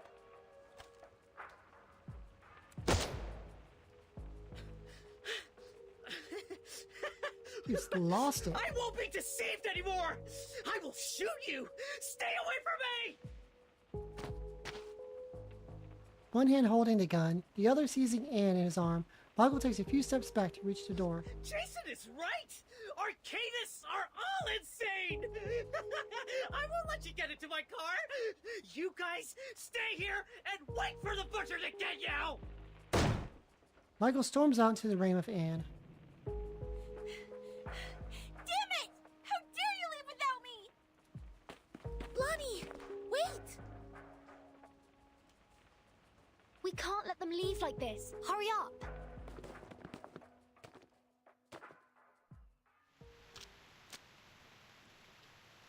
As time passes, Sonetto can feel the rain soaking her clothes. She wipes the water off her face and looks around. This is not good. It's too dark out here. Hardly visible. Michael must have driven out of here. But how did Blondie disappear in the blink of an eye? To the south. The skid marks and footprints all point to the south. Here are the claw marks of the critter. They might be in danger. We need to hurry up. Over here! I found her!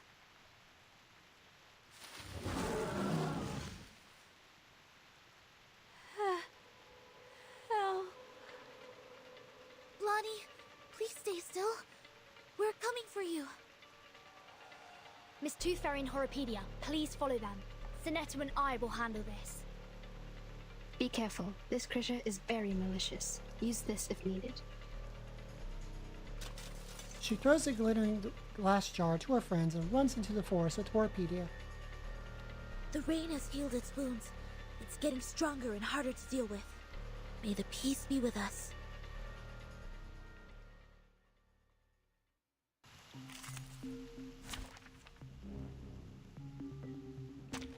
For Sparta!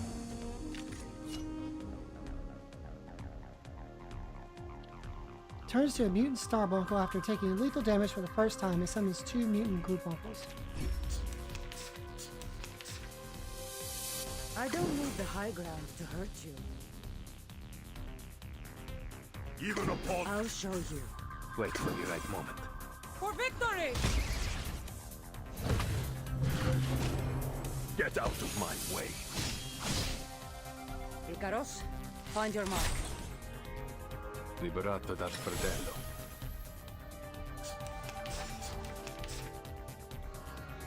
My sword is the only guide I need.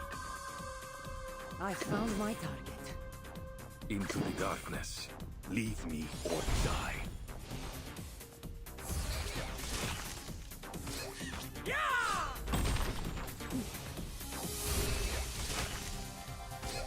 Addio, straniero. Now, to preserve this memory. Right, we got another note.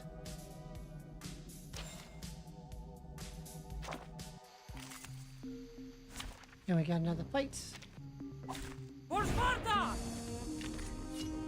I think it is...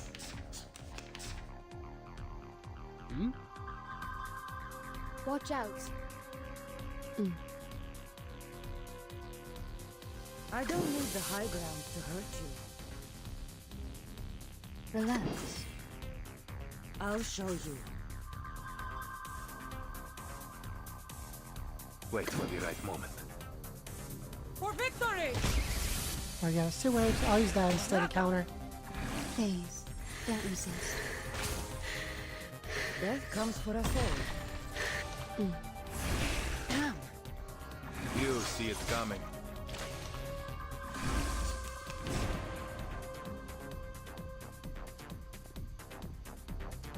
I found my target.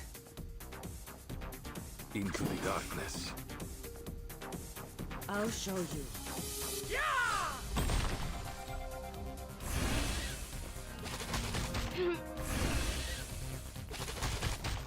Liberato dal fratello. I never miss. Stop.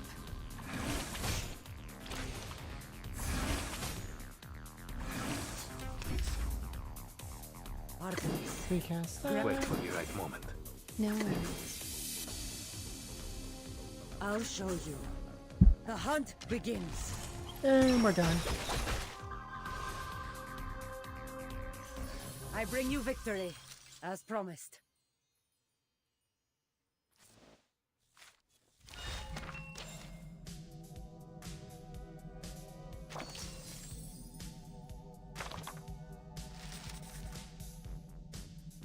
Okay, so we have 3 out of 5. A group of young explorers appeared.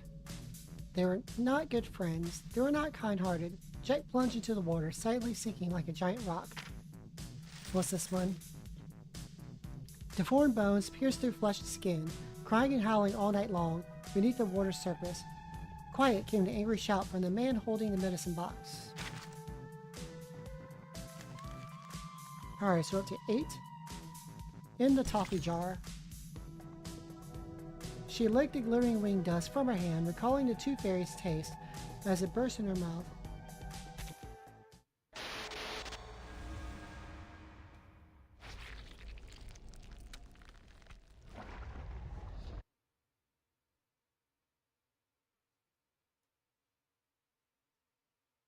Oh, my head everywhere hurts.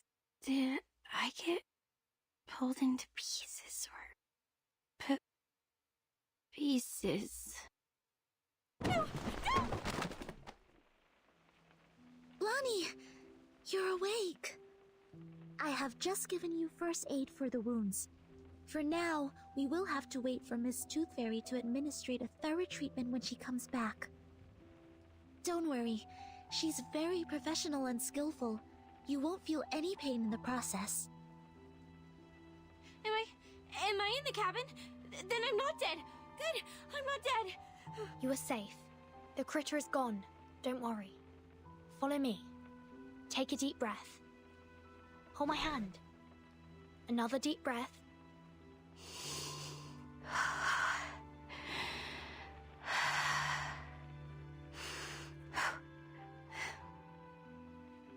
Lonnie gradually calms down, yet her hands are still trembling. Do you feel better now? Thank you. I feel much better now. Okay, I just noticed her top with Adidas instead of Adidas. Oh, Anne! Where is she? Did she get hurt? We didn't find her in the woods. Wasn't she in Michael's car? No, she wasn't. She jumped off. She saw me being attacked by the critter and jumped out from the side window. Oh no! The butcher! He must have taken Anne, must be with him. I saw him too. He was walking towards her. Just like what would happen in a horror movie. It's okay. Here, take my hand. We know where she is now. This is good. We will get her back safe and sound. Okay. I understand. The wooden door once again opens with squeaky noises. Miss Tooth Fairy, you're back. Where is Michael? They have gone. She takes the key out of her pocket and puts it on the table. We are not able to catch up and intercept their car. It crashed on the edge of the woods in front of us. Crashed on the edge of the woods? What do you mean? Hello, Dan. How are you doing today? Oh, I've been really enjoying it so far. This is fun. Interesting little homage to the old slasher movies.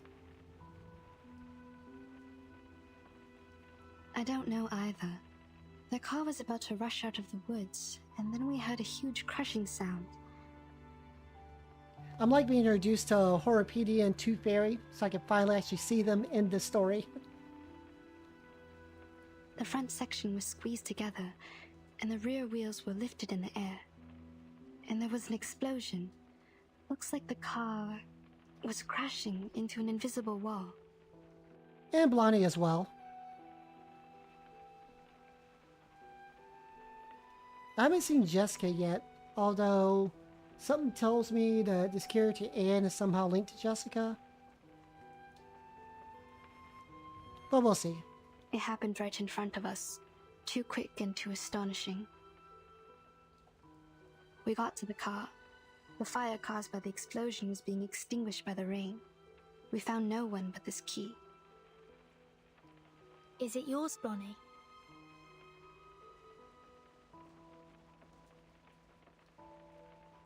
Mini games? Yeah, well, I'll have to see. Speaking of mini games, there is the puzzle one that I started. I've got through the first one of that. Okay, I've got plenty to do on there at some point. No, never seen it before. I always have some decorations or a doll attached to the keychain. This one is rusty and too plain. It smells weird too, like dirt. Anything special? No, neither mark nor labels. We didn't find anything to match it in the car. First the lone wolf, then the people who failed to escape. Yeah, I need to go through the character stories at some point as well. Only one I've done so far is Patutu, and that was from... What event was that when the antidote came out? It was either when I started with Hizabeth, or is when it switched over to Kiparina, to that banner. But I have Mercurius unlocked and Regulus is unlocked. I'm waiting to get to those. Things are getting too complicated, but there's one thing that I am certain of. I've been spending those cans that you get from the weeklies on unlocking these reflections first. We are now caught in a dangerously and classically plotted horror movie.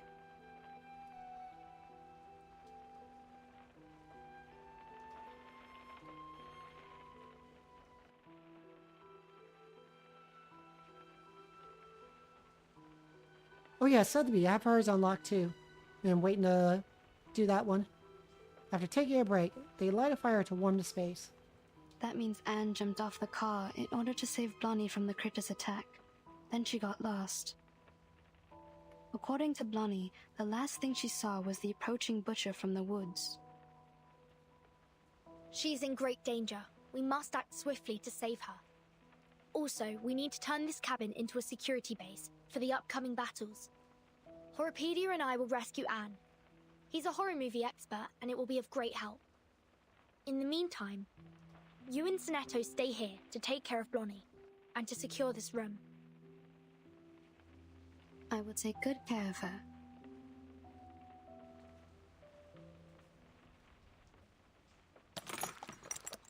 The group splits into two halves. The one staying in the cabin starts to work. Ow! This hurts! Please bear with me for a minute. The wounds caused by critters are prone to tetanus. I need to thoroughly sterilize them. How about some painkillers? Give me some! I'm very sorry. I don't have any with me. Didn't you say your treatment wouldn't be painful? I'm terribly sorry for what you're going through, but this is not the typical kind of treatment that we used to receive from her. How did she do it then? She would... Sonetto looks at Tooth Fairy hesitantly until she sees a nod of permission. She would ask us to take the Tooth Fairies. That is, those golden elves in the glass jar. They're effective in treating toothache and other oral diseases, but also can be used to reduce inflammation, stimulates wound healing, and relieve headaches. You mean to eat this? Yes. And it actually tastes pretty nice, like mint and flavored dried plum. It just looks a bit unconventional. You would go as far as to eat this Please, stretch your legs. I need to sterilize the inner thighs.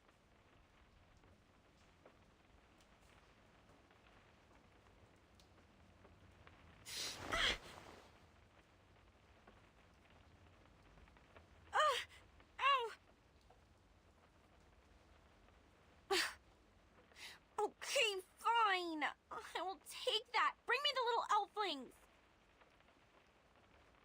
Sorry, Blonnie. You can't eat tooth fairies as a treatment. Why can't I? Of course I can. I will just put it in my mouth and swallow with my eyes closed.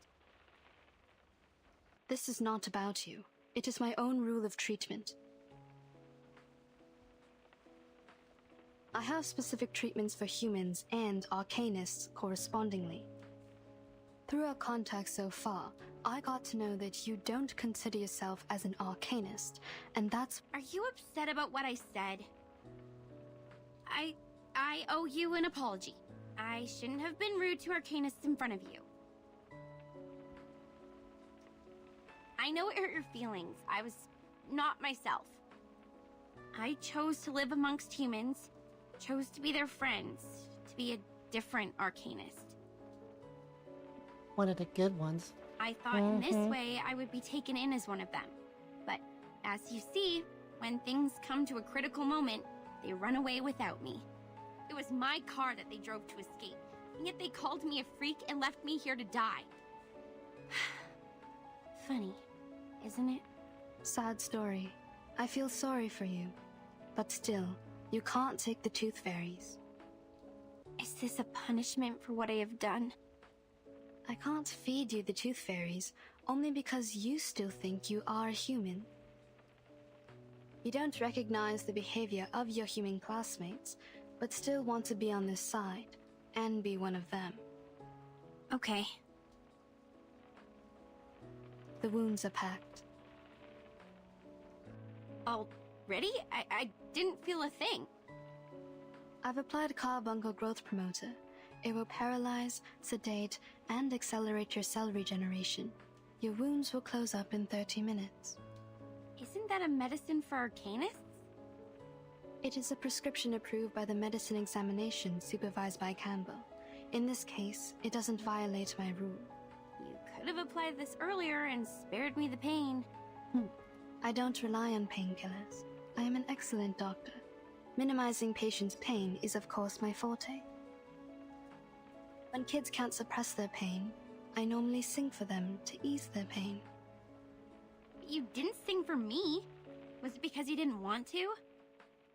Maybe. I confess, what you didn't say at first was really annoying. Arcanists and humans always act as if they were of one merged entity, but we all know how lines have been drawn between their own people and the others. You grew up among humans, and you learned to look away from the truth as they did. Oh, but you do react better to the medicine for arcanists. Your blood is bringing you a good outcome. Look, in another half an hour, your wounds will be fully recovered. By then, you will be able to jump and run freely, as if you were never hurt. However you feel about your ancestry, it is helping you out. My wounds. A good outcome. Lonnie, shocked by what she heard, watches Tooth Fairy wrapping up her devices and walking towards the stairs. Miss Tooth Fairy, please wait. If what Mr. Horopedia has said is true, it's dangerous for us to split up. The three of us should stay together. It will take another 25 minutes for her legs to fully recover. If the situation were to develop based on the rules of horror movies, at this stage, I am safe. Don't worry about me. I see. Have you also done a lot of research about this genre? Not a lot. I just browsed the secret notebook left by Horopedia in the infirmary. I covered him from the instructors to keep his notebook. Since then, we became friends. Keep things from the instructors? Did you do this a lot? Not really. The rules were extremely strict. Except for Horopedia, I only had Vertin as a frequent guest. She pretended that she got a stomachache, lying in bed for half a class. She took many toffees when she left. Timekeeper faked her illness? Ah, and that also explains her toffees. You didn't know that? It seems I need to apologize to Vertin for letting out her secret. But thank goodness you are on her side now. Our negligence didn't cause much damage.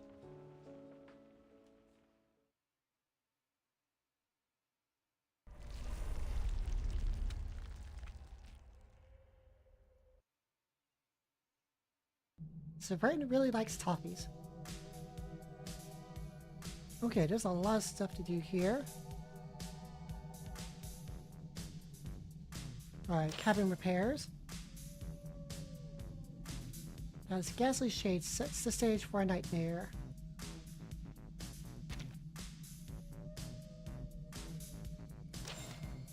There's nothing else on the bulletin board, so we have crit damage plus 20%. Crit rate plus 20.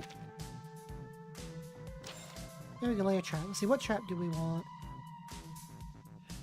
Entering battle, incantations upgrade to rank 2. Moxie plus 2. Shield for 3 rounds.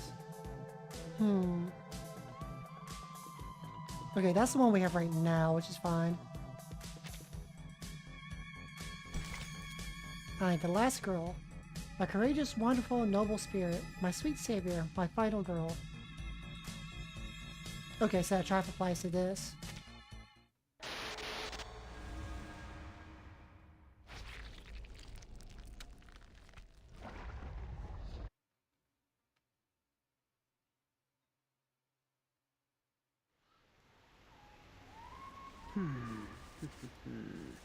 The last girl normally has 2 categories. Anna's the exemplar of the first kind.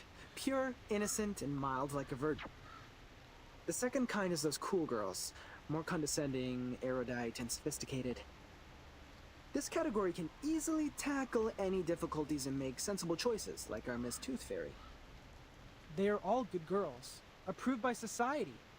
Therefore, people reward them with the privilege to survive. The Critter's Claw and the Butcher's Cleaver will never hurt them or kill them. So what do you mean? I mean, please don't worry. Anne will be fine. She is safe. She is particularly safe before we die. But if we lose her, the probability of our death will go up, up, up, up, up, and up. Very comforting. Extremely. Behind the bushes, a tract of grass is flattened as if something heavy was there. Wait. The carcass of the giant critter is missing. Maybe it's not totally dead and has crawled back to its den? It was dead. I've checked and there was no way it could survive. Here in the mud, it's the fur... Oh, also, what's this? We got another note. A note? That's weird. Hey, look! It's the butcher's footprints! Let's follow it.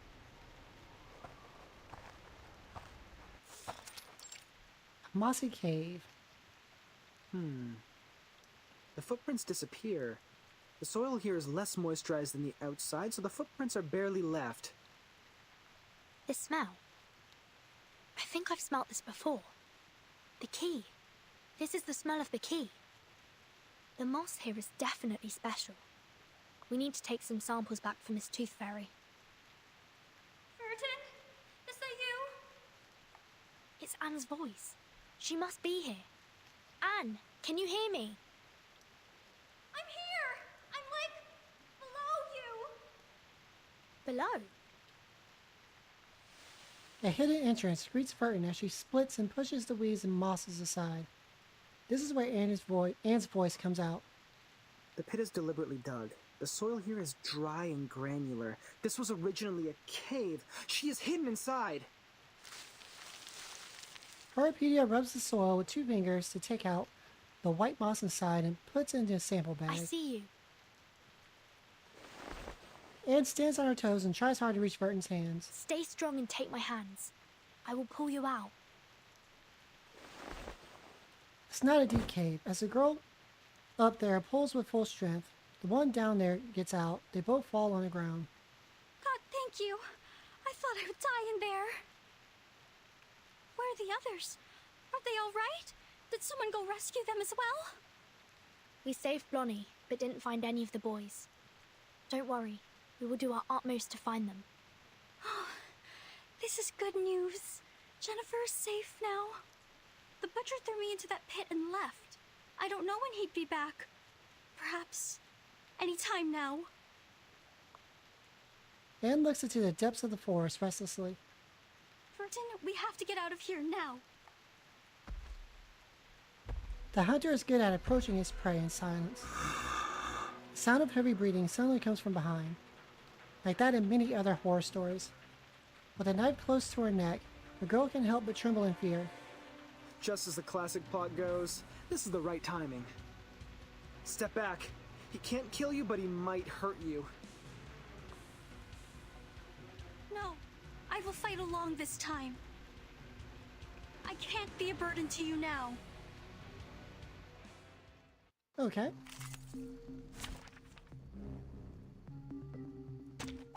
Your only choice is to kneel.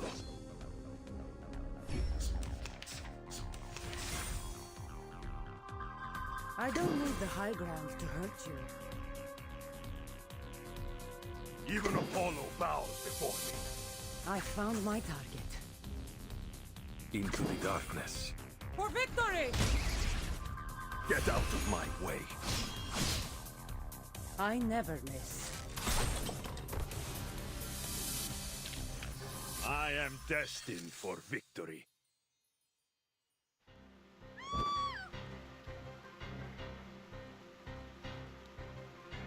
Run! Run away from him! Don't let him catch you!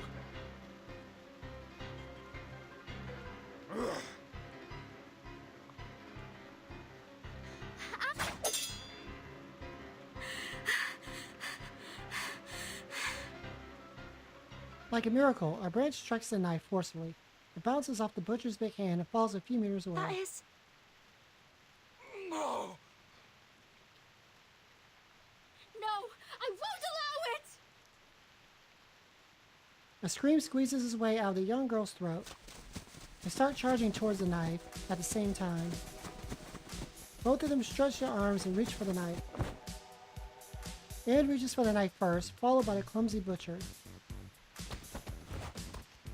In an instant, she jumps up and pins the butcher on the ground.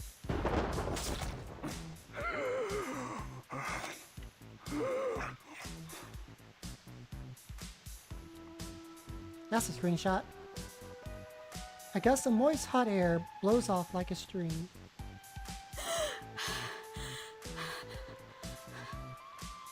She said, "Shake, shake."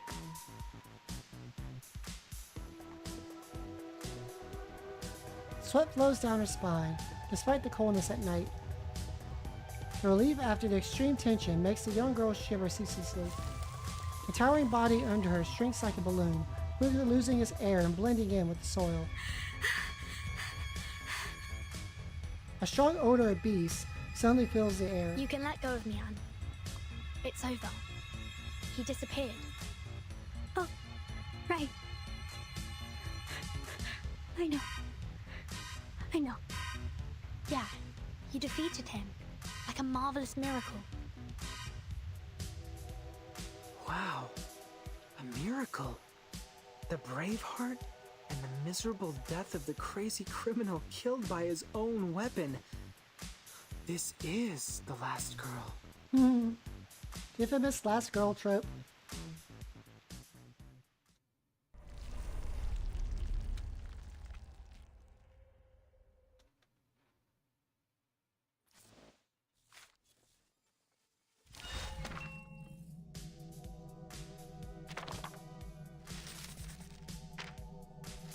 Alright, part 4, Plush Apocalypse. The room was silent. Something as white as snow was eating up all the candy, whether inside the jar, outside the jar, black or white. Hoarding obsession. A meeting of collectors.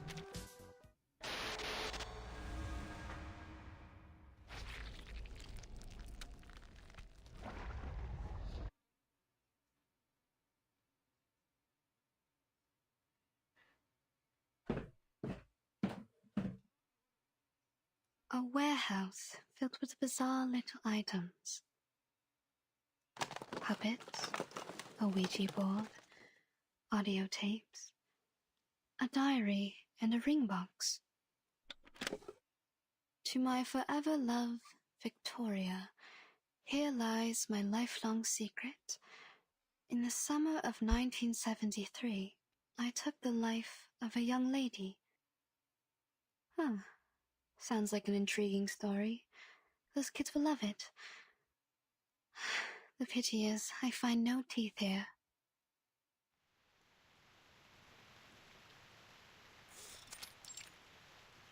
Outside the cabin? Good. That'd make another trap. The cabin is more safely secured now. Now, take these boards to the east side of the house. We need to have that direction covered as well. Damn it! What are you? Did you really draw this amount of strength and energy from this thin body? This is nothing compared to the training I received in the Foundation. Blondie, it is okay to rest on the chair over there if you're feeling fatigued. Leave this to me. Before the kind-hearted girl finishes her words, someone else takes the boards from Blondie. Ladies, I found something in the attic. I brought them here. Burton? Timekeeper! It's Anne! She's safe! Good.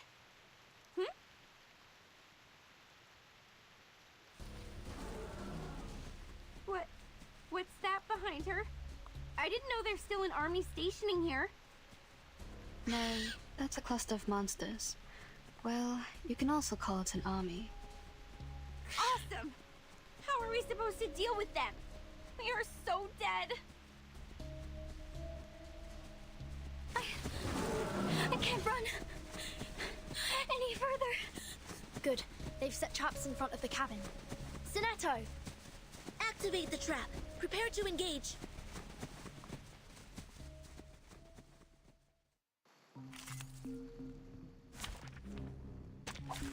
Straight to the point. I like that. Oh, that's interesting.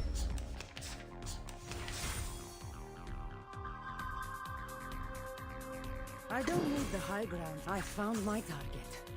Even Apollo bowed before me. Wait for the right moment. For victory! And 4 reinforcements. Cuts. Now!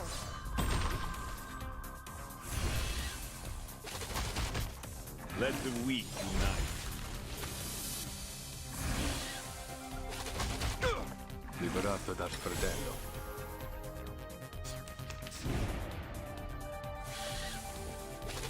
Malaka! Let the earth tremble.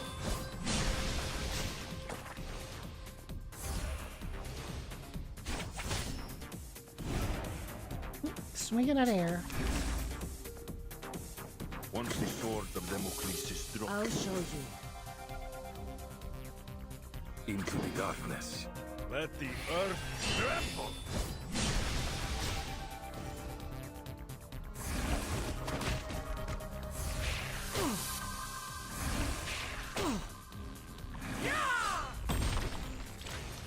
Non voltarti indietro.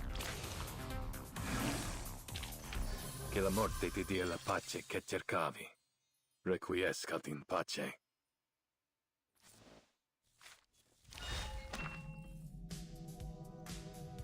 Alright, we got another one. What's this for? Okay, so this finishes Burley build. That's where the giant rock lives, a foul-smelling pool of water, an emerald on his silver ring. Where is that? Where is it?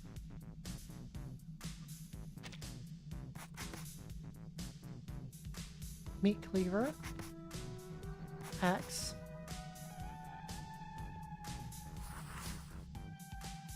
Naughty little trespassers. Sorrowful tail. Not good friends. Not kind-hearted.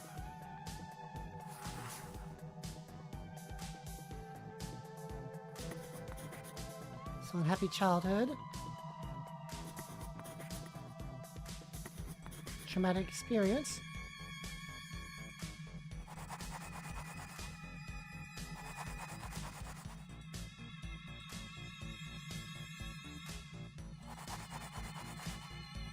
Black Friday.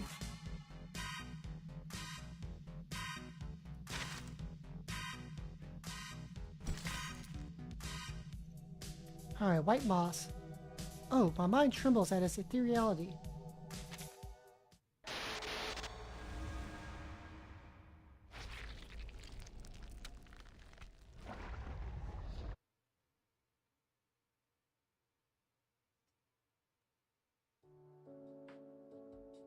You offered us the best odds. We have the last girl. Please don't say that. I'm not that good. It was pure luck. No, you are awesome. You struck away a knife with a branch and took the murderer's life with his own weapon. I can't be wrong with your part to play here. You are the last girl. I should have noticed this earlier. You are gentle, simple, and kind-hearted enough to put yourself in danger to save others. No one is more suitable for this role than you. This is your part. Good. From now on, I will stay right next to you because where you are is always going to be the safe place. Jennifer? Blondie, I need to remind you that the character who relies on others always leads to a miserable end. Get lost. Have you ever wondered why people dislike you? Anne, promise me you will keep me safe with this special power of yours. This is good. Blondie seems to be more relaxed now. She smiles a lot more as well. She's changing. Not bad. Miss Tooth Fairy, please take a look at this. A piece of moss, with mud and a sour and earthy smell.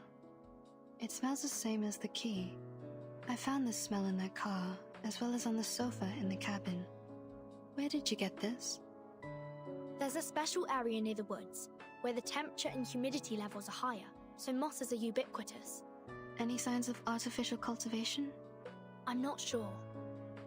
This place has been deserted for so long. We haven't found any trace of human activities.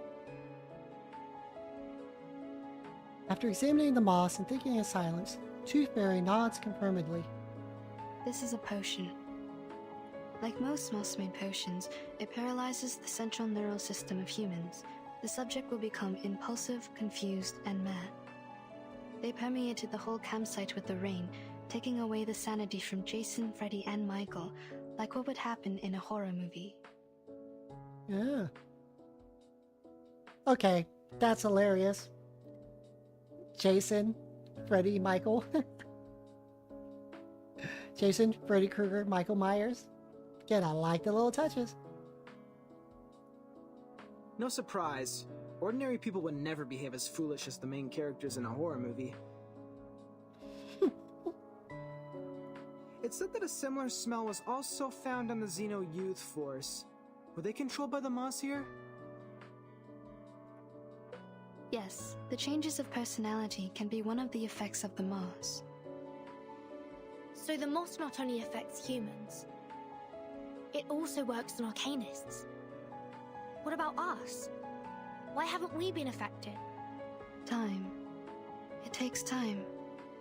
Humans perceive the world through the use of reason. They are the creature of logic and senses. However, they soon lose their sanity when they meet insanity. Arcanists are not the same. We were born with chaotic, mixed emotions. Our innate sensitivity to feelings and potion resistance are stronger. The Xeno Youth Force stayed here for an adequately long period to be contaminated. It will also affect us when the time comes. Perhaps we have lost our minds without realizing it. Wikipedia puts both hands behind his head and sinks into the sofa. But soon he sits up straight again and approaches the table eagerly. Ooh, what are these? They look appealing. Why hasn't anyone told me about them? I found them in the attic. These tiny and exquisite items have a lot to dig into. Tooth Fairy looks up at the dark attic. Pity. I still haven't found a tooth.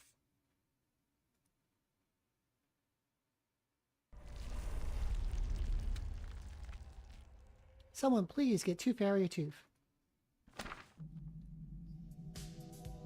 If you have some success with your note collecting, go check the results. Let's try to organize these notes and get them back to the way they were. You might glean some new information that way. I've organized them once before. Let's take a look. Alright, silver ring.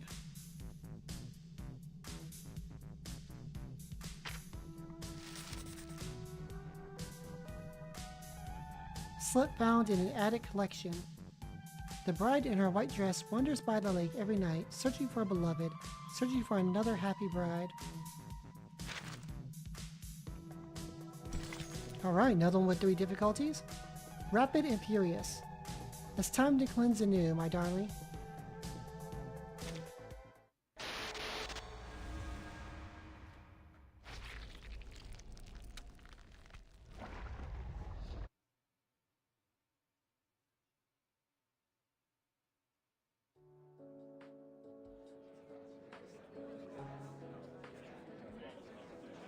The young staff of the Foundation are making deductions from the current situation. The city girl and the town girl lie on the sofa. They snuggle up to each other and fiddle with the clutter on the table. Look, they're trying to solve the problem, yet we can do nothing but fiddle around. Maybe I should have worked harder in college, so that I can at least understand a thing or two from the conversations. Don't worry, Jennifer. I don't understand any of what they said either. You are not alone. I'm here with you. I'm not like you. You literally don't know anything. I remember when we first met, you asked of everything I had on me. You grew up here, in a small town in the middle of nowhere. It is only normal that you don't know anything about the outside world. Rate the Yuri level. Let's see here. On a 1 to 10, it's moving up towards a 7 and climbing at the moment. They're really pushing towards the Yuri. We're definitely past the neutral level. But I'm different. I've been to big cities, I've gone to college, I've read books, I pretended to be well adapted to this lifestyle. But in fact, I'm still ignorant, knowing nothing but empty pleasures. My hair color gives away who I am. I'm a silly blondie. Don't speak of yourself like this, Jennifer. Anne sits up, frowning with anxiety. She raises her voice. You're not silly. You're smart. You make your own movie with the script you wrote by yourself. You're pretty and kind, and you're the best person I've ever known. Please don't hate yourself. Fine, I get it. But can you let go of my hand first? You're hurting me a bit. Oh, sorry. Are you going to be okay? Shall I get you some ointment for these red areas on your hand? You're funny. I'm not some glass doll that breaks for being held too tightly. Oh, I can barely breathe. You were great fun. You're smiling. Did I make you happy? This is good. Don't you find me weird? My attitude changes so rapidly. I've been mean to you for a long time, and all of a sudden I start to follow you around and try to use you to survive from this. Weird? What's so bad about that? Even if you're weird, it's a good kind of weird. I like you. Staying by my side. Aw, isn't that wholesome? Even if I'm a benefit-driven fence-sitter who immediately embraced Arcanist after being ditched by my human friends? Jason and Michael shouldn't hate you if they knew you better.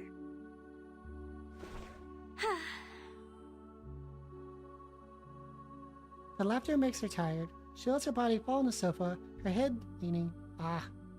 You seem to really like me.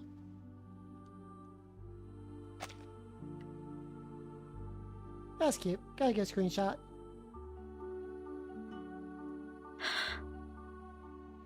You would jump off the car to rescue me. You protect me, praise me. You would even be happy because I was happy. Because I've never seen anyone as pretty as you are. Yep, Yuri level rising. You're special. You're different to the rest of us. Oh, stop. I'll not be embarrassed for these nice things you said about me. I've heard enough of them throughout my entire life. Listen, I'm very sorry for mistreating you, and I'm grateful that you came to save me. I will reward you with a secret. My secret. Do you want to hear it? Absolutely. Anne's green eyes are filled with sincerity, shining like a puppy's. I'd love to. In fact, I don't hate horror movies. This is the diary I found in the attic. There were many other things, like a full warehouse.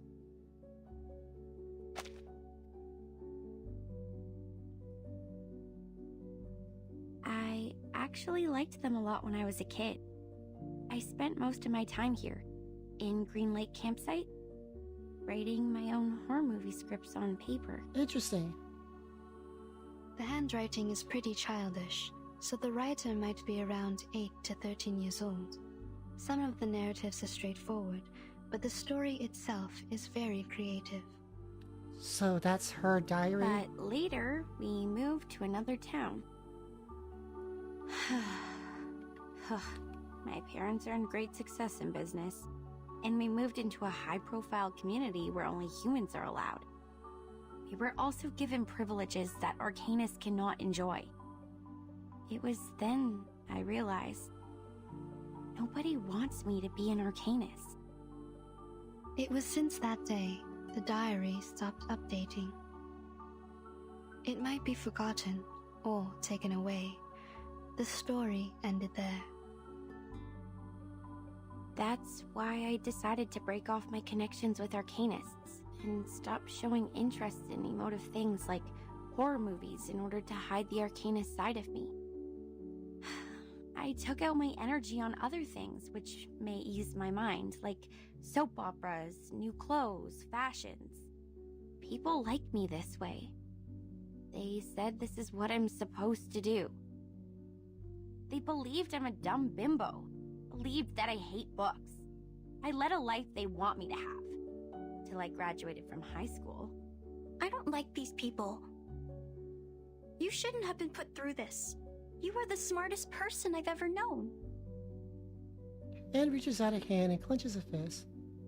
If one day I run into them, I will pull their noses and mouths off. Like this. A wonderful idea. I wish I was as creative as you are.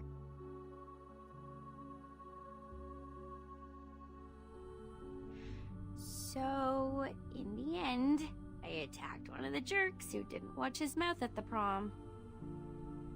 I slapped him in the face and smashed 4 sandwiches and a salad on his head. Then, feeling resentful for what had happened, I applied for a degree in filmmaking. A course which was considered to be ill-fitted to me, and next I start shooting horror movies for an assignment I have to finish. Deep down inside, I think I have never really given them up. I've probably never stopped loving them. Keep on shooting. I will buy you a new camera. Hello? Have you been eavesdropping? Where's your manners? Actually, I heard them all as well. So did I. We are in the same room. You can talk, we can hear, and the air helps. That's it. Well, we are all here, paying attention to your voices. We heard everything you just said. Tooth Fairy walks up, gently putting a pink diary on Blondie's knees. I think this is yours. Now I should hand it back to you. Where did you find it? I haven't seen this for a really long time. A reunion after a long separation. Blondie opens up the diary carefully. I used to do some Arcanist tricks with it, but I have lost control over my power since I threw it into the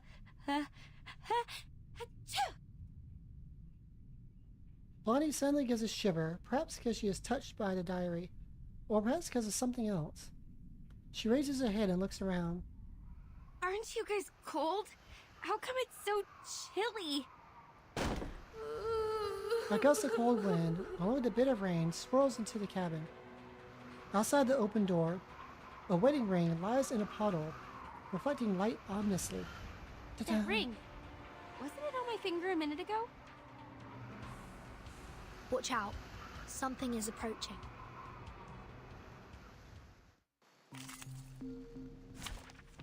Right outside the cabin.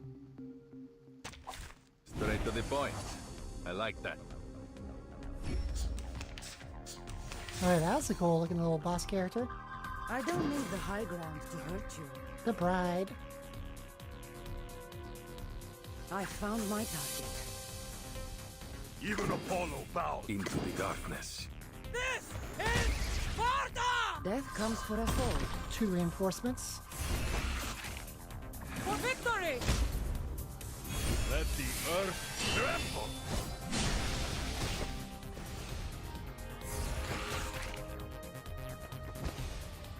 They'll die faster that way. Liberato dal fratello.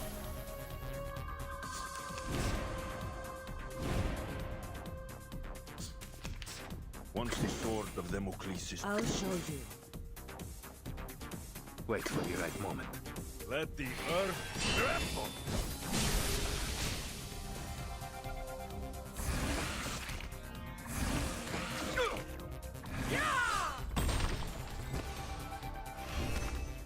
Oh, another note. A slip worn on a groom's chest. So touching, so sentimental, so moving. I bring you victory, as promised.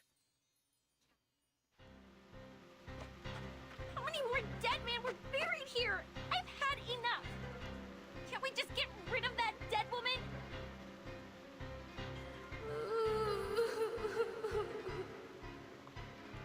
She's approaching. This is a good chance to... Ugh! She smells like a skunk in the sewer! Blondie! The ghost bride took her down. We need to help her. Not good. The critters are coming around again. The ghost bride murmurs something and crawls over Blondie, who has fallen to the ground. I do.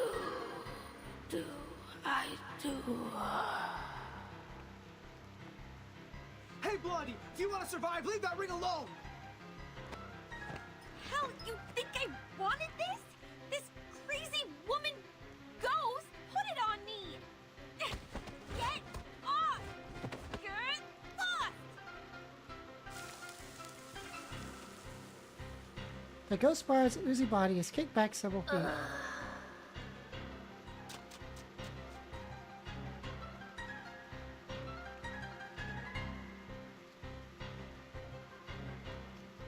Blondie quickly struggles to her feet and runs towards the back of the cabin.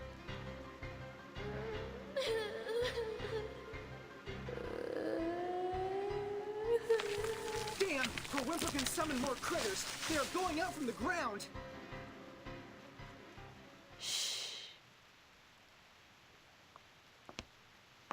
Shaking her head, Tooth Fairy walks to the center of the monsters.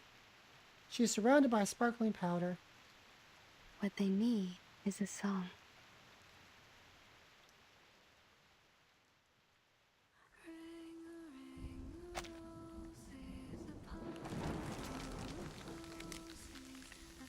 This is Miss Tooth Fairy singing. Grab these screenshots. Miss Tooth Fairy, behind you. Jeez, what on earth is that? What is it, do you think? Of course! A good surprise!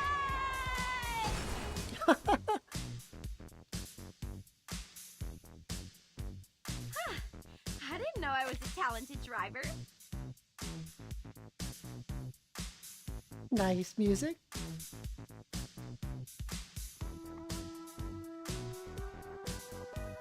Once we get out of here, I'm gonna get myself a driver's license.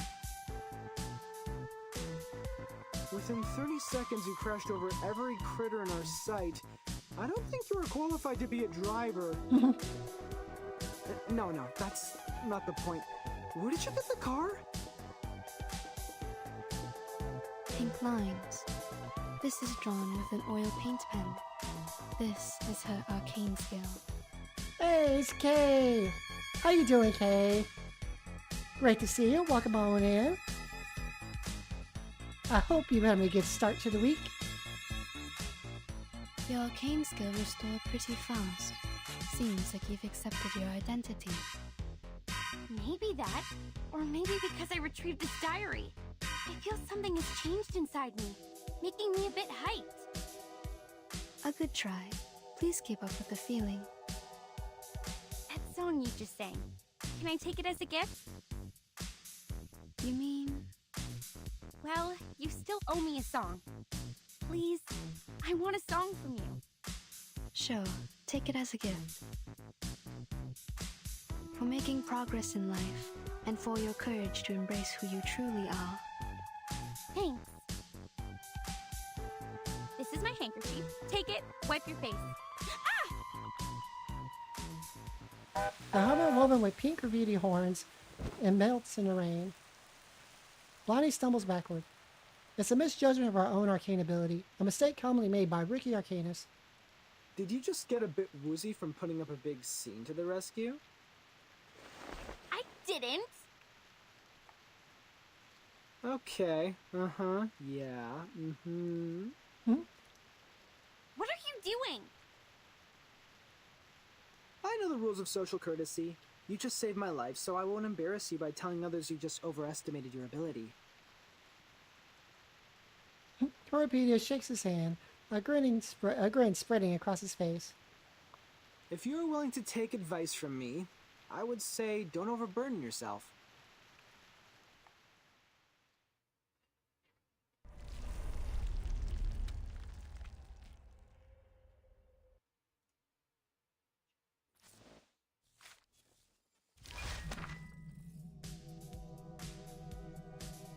Got the other notes.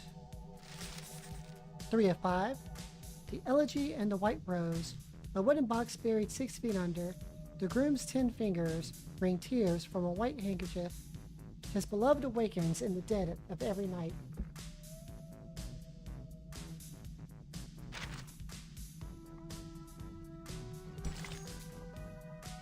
Inside fortune cookies.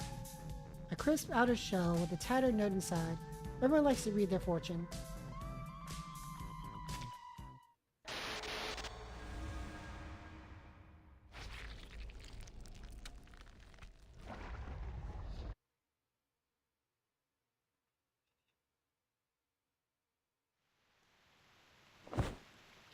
The ghost bride's flesh and wedding dress smashed to the ground, emitting a beastly stench and turning into a pile of black fur.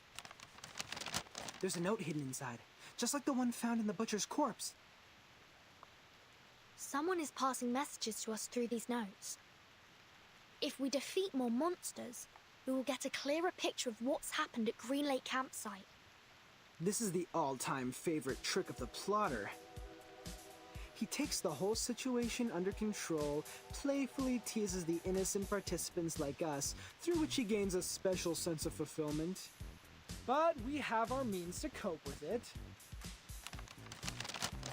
Homophobia raises the note with his left hand and the shiny ring with his right hand and smiles. The ring brought us a putrefied ghost bride. Then we got the book, the pill box, the weird samples. Every item from the attic comes from a monster we just confronted. Touching the forbidden and the misfortune will befall you. We can find stories of this kind in many civilizations. But what if we use it to fight back? Not to wait for the monsters, but summon them to us. Exactly! If you want, we can select which ones to summon first. If you carefully look into each of these, you will find that these items have a lot to tell us. If we plan their arrivals and predict their weaknesses in advance, victory will absolutely be ours. A risky strategy, but could be equally beneficial. However we decide to do this, it's always better to take action before our enemy does. Homophobia, how likely is it for you to get their weaknesses right? Almost 100%. If one Homophobia is not enough, we have one more creative Miss Homophobia here as backup. You can't be talking about me. Of course you. You're erudite and experienced in horror movies. Relax. You deserve the title of Horrorpedian. Does he always vex people like this? Or is he just being annoying here? Mr. Horrorpedia is not a bad person. He's just a bit unconventional. There's no doubt this is the craziest carnival ever. The delirious fog, the attic filled with curses, the rainy night and the countless monsters. I praise you, my beloved cabin in the woods! He says John enjoyed us way too much.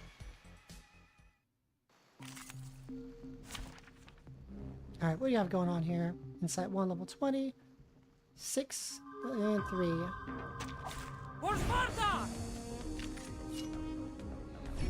I bet you this sneezing critter specimen has been standing here for over 100 years.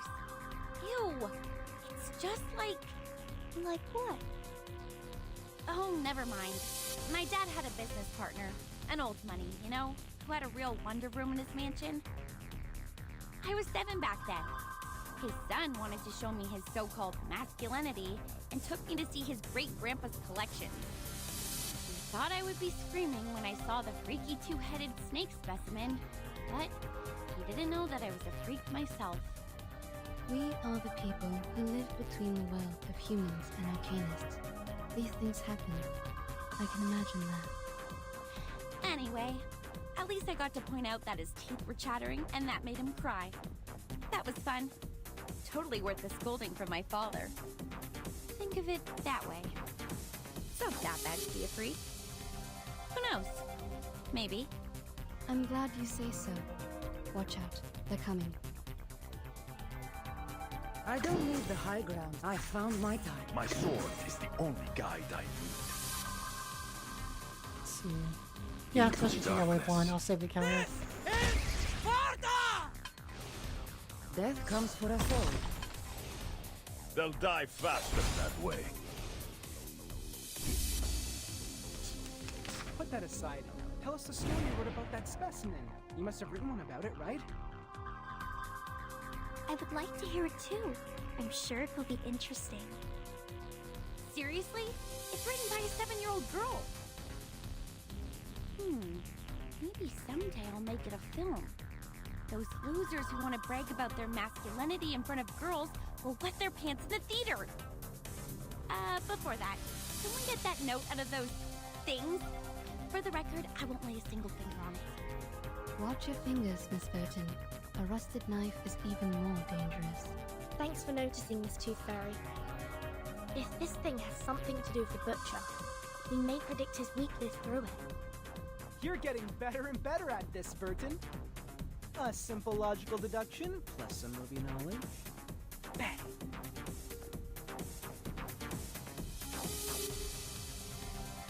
Let's see here. Even Apollo. I'll show you.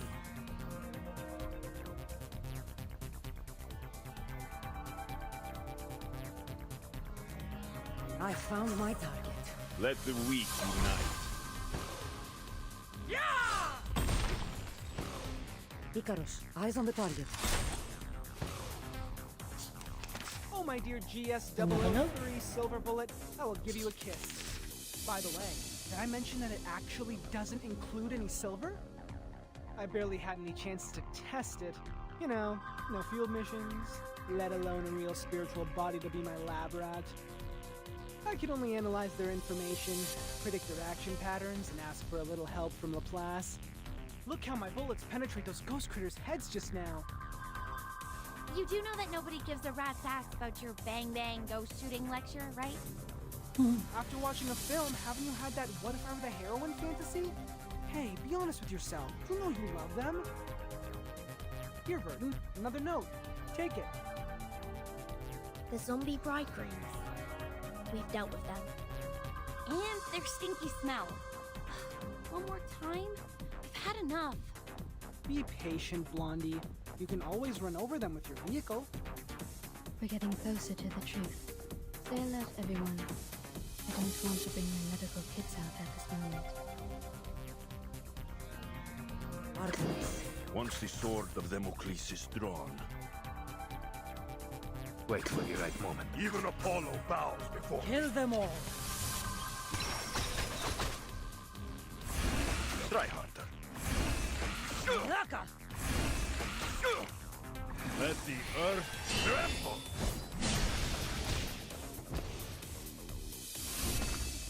There we go. I am destined for victory. Good. This should be the last note.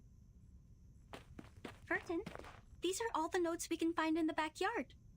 I just checked on Jennifer and Sonetto. They're still looking for more, but this shouldn't take them much longer. Thank you for your update. Except that... Burton, can I ask you a question? Sure, please. Do you have any wishes? Big ones, small ones, hilarious ones, or sincere ones? Any wishes? Me?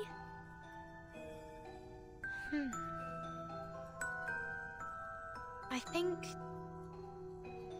I currently don't have any wishes. Not even for the most trivial things? Like candies, a good rest, or a soft bed? My life is good enough without them. You look pretty shocked. Have they all told you what they want? Yes. Jennifer wants a soft bed and a hot tub. Mr. Horrorpedia wants a cup of coffee or a gum. Miss Tooth Fairy wants a collection of critter teeth. And Sonetto. Yeah? She wants a toffee. She said she wants to taste it properly this time, for she has never really paid attention to the flavor. Once we get out of here, their wishes will soon come true. How about you, Anne? What do you wish to get? Where's this going? Anne seems to be shy. She scrunches up her chest and scratches her nose lightly. It is a secret. I can't tell you now, but I will get you some presents. I don't have many friends, and I really like you. Great! Timekeeper and Anne! You're here! We have found every piece of information we can. We can start cross-examining them any minute. I get it. Let's go back. Have you noticed? Noticed what? Anne reaches out a dry palm and points to the moon. That... the rain has stopped.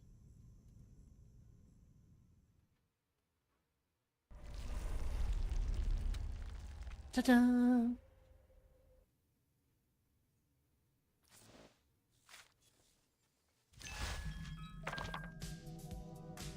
Great, now we've figured out all the stories. One thing's obvious. This guy isn't exactly the greatest storyteller. The stories contradict each other and there's nothing connecting them. These identical sentences are definitely an important clue. Oh, you're right. Let's see. We must have missed a place before. There must be some thread connecting these bits of information. Let's try putting them in order. Alright, let's organize.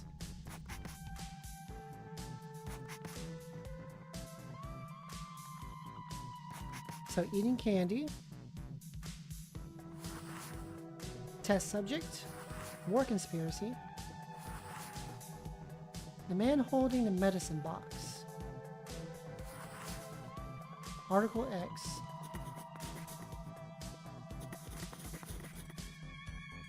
Pitch black, can't swallow. Something as white as snow.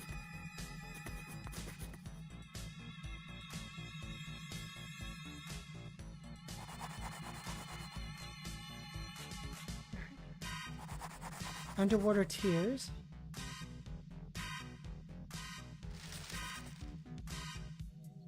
Alright, so let's organize this.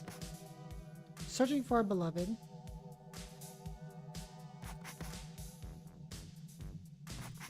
It's a bride hunt.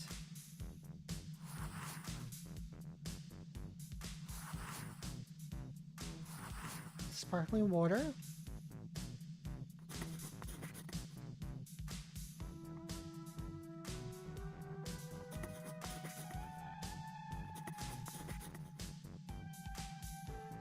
Elegy and a white rose.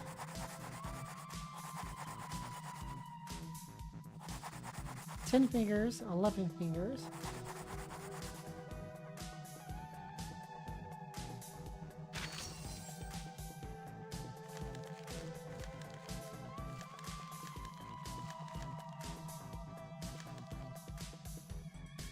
Alright, this is a good place to get a quick little break. Nice quick little stretch break. Get a drink, get a snack, all of these things. We will be right back shortly to continue.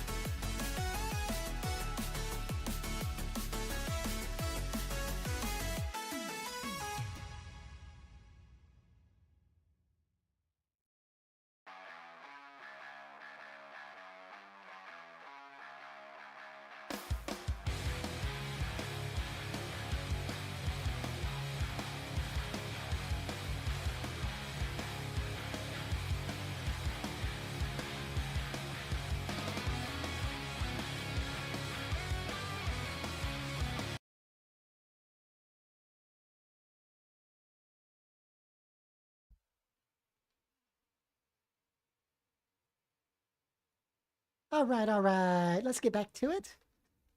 And that's all quick break.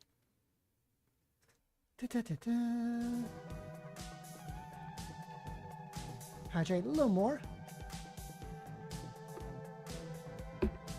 Okay. 14. Top of the lighthouse. You stand taller, yet you see no further. Interesting.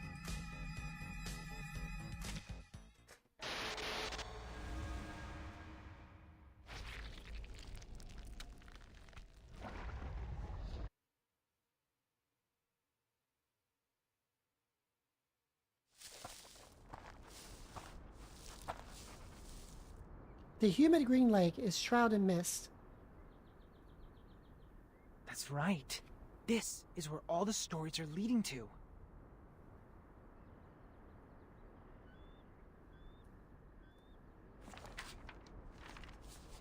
Going through the notebook in his hand, he nods with certainty.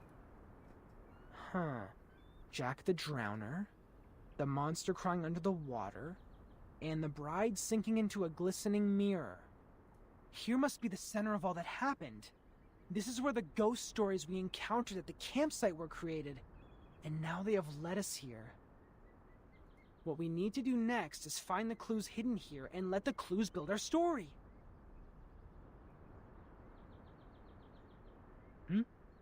What's wrong, Blondie?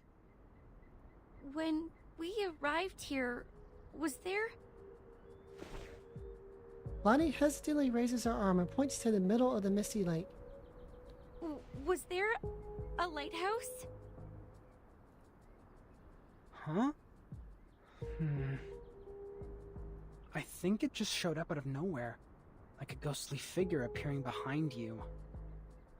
A lighthouse in the lake. A lighthouse. Is the lighthouse in the lake also a classic element in horror stories?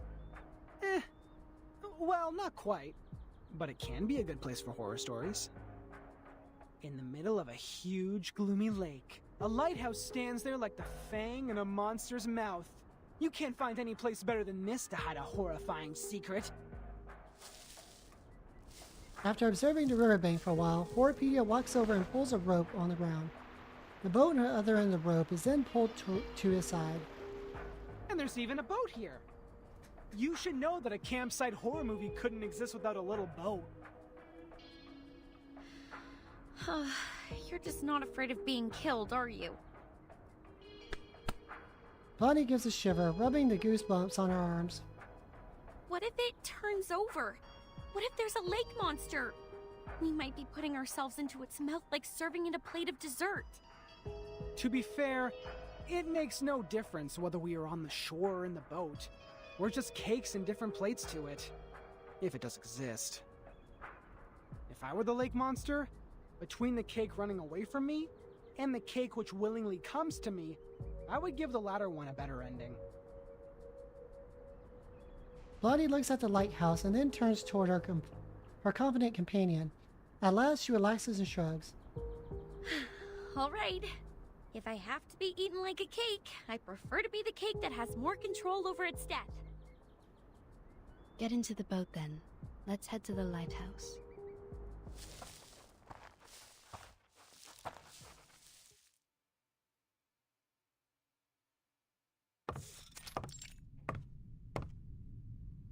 Huh. A normal lighthouse. Not even a bloody handprint is found here. Well, I'll be damned. Feeling disappointed, Horrorpedia stands straight and gives up being a sneaky adventurer. The reality is not as sensational as the stories. Just like the permanent teeth loss can't rival the latest and most frightening curse for excitement. This is not just an ordinary place to me. I've never seen this before.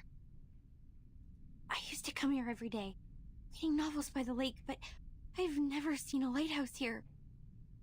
It just shows up like a ghost, followed by a series of mysterious, horrific events. Blondie shivers in fear and stays close to Anne. Timekeeper? Please, come and take a look at this.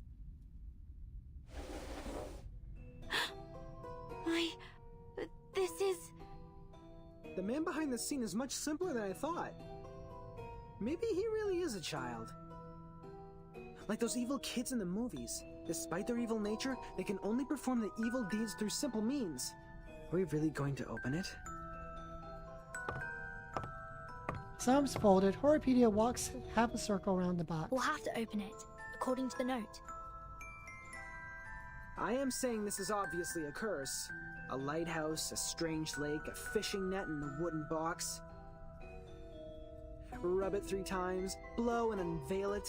What comes out of it is definitely not a genie offering us 3 wishes. We have dealt with more curses in the past 2 hours than many people do in their entire life. If it is a curse, then it is a curse prepared for us. That makes sense. Horrorpedia thinks for a few seconds. He raises his eyebrows in approval and opens the box.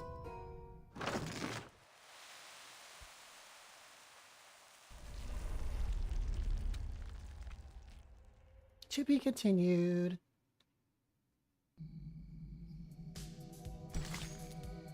Alright, 15. Creature from Green Lake. The poor sweet girl and the terrifying monster are classic characters in horror movies. 60 more teardrops.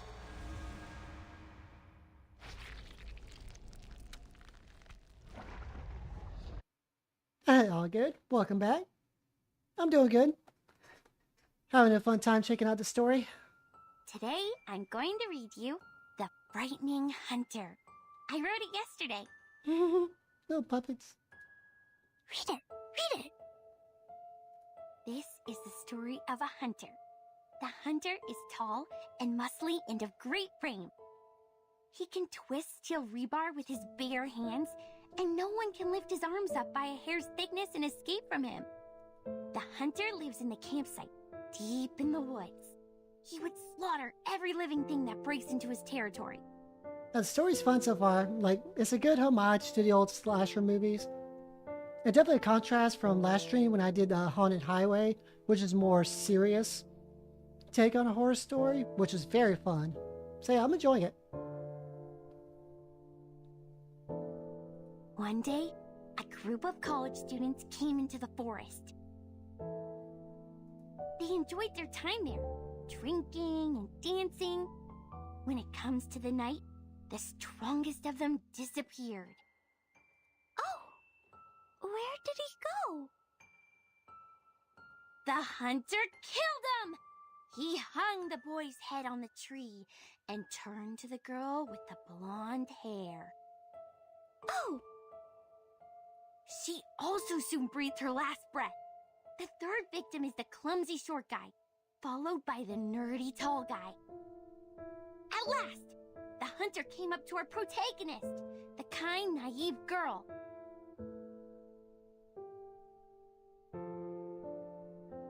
That was the first story she ever told me. Hmm? An intriguing, interesting story.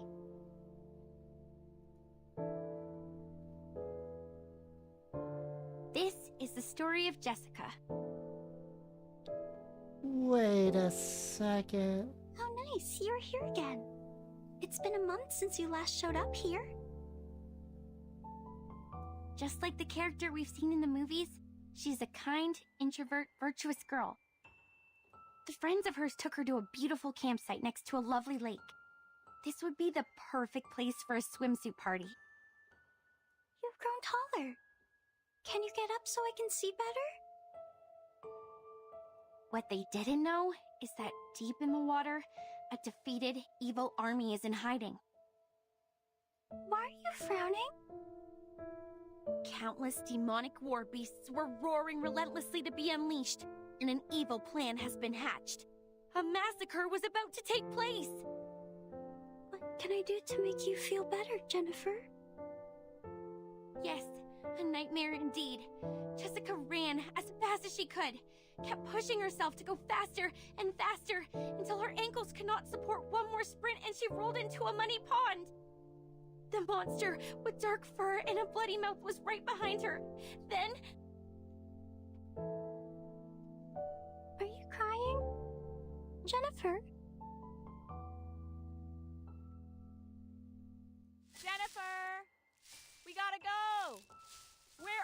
you? Oh no. It's Mom. I'm here! I'm here! Yes. So you are crying, Jennifer? Oh. Aren't you taking the notebook with you? Why are you throwing it into the lake? I really like this place, but I'll probably never come back here again. I gotta go.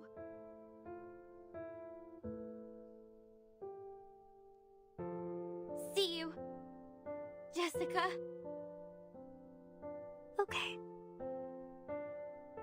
See you, Jennifer. That was the last story she told. I didn't understand what she meant by see you, for she has never actually seen me. After that, I also haven't seen her for a long, long time. Feels like for ages. I went through every corner of the campsite and collected every item I could possibly find, making stories out of them, one after another. But who is there to tell? There's no one in the woods anymore. At first, I spent my days with my furry friends. They were my loyal listeners, and I taught them how to act and behave like the monsters in the stories. We played the stories one after another. It was great fun. But the stories got old. No exceptions. This is when those young people came into the woods, like the protagonist in our stories. They arrived with their friends, and each of them have different relationships with one another. We had a good time, but I would think about Jennifer a lot. When I started to believe that I will never see her again, she's back. She came back with many people who I have never met before, as well as a camera that I have never seen.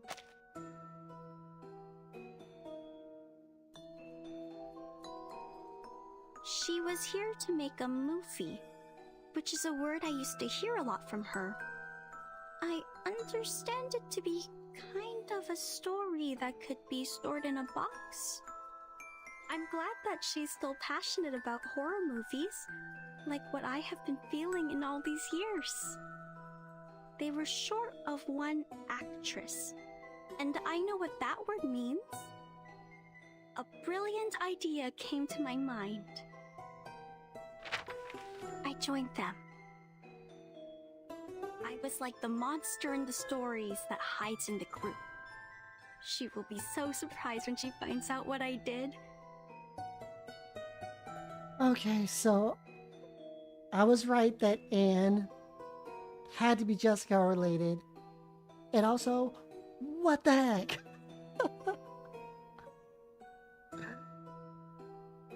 Oh, dang. However, an accident happened. There were other people in the forest. Oh, misfortune. What a misfortune. Jennifer was upset. She got into a fight with a strange man. I called upon the rain, bringing these people into my story too. They accomplished a good story. The man who knows a lot about horror movies, the woman who is always calm, the woman who seems strange, and the woman who smells like a puppy. They are all very interesting people. I think I start to like them. They are different to the people I met before who always cried and fainted very quickly, not long after my story started. They are interesting and of great fun. So I want to tell them the truth and make friends with them. I have to let them know about this. That my real name was never Anne. It's Jessica. And there it is.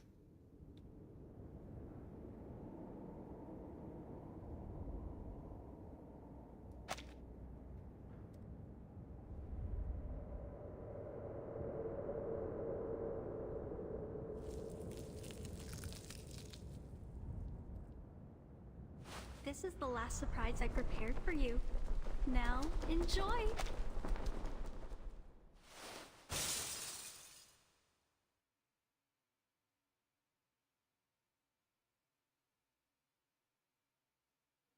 Anne! She jumped! Blondie! Watch out for the critters!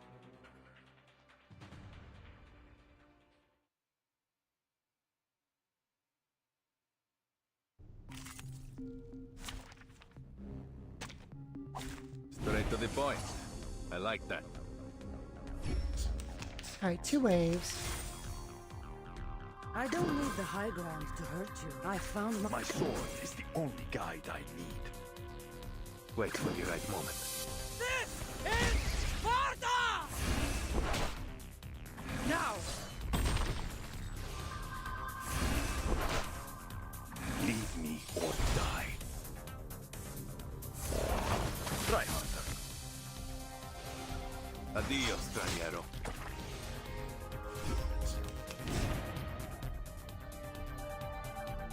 I'll show you. Even Apollo bows before me. Sure. Into the darkness. Death comes for us all.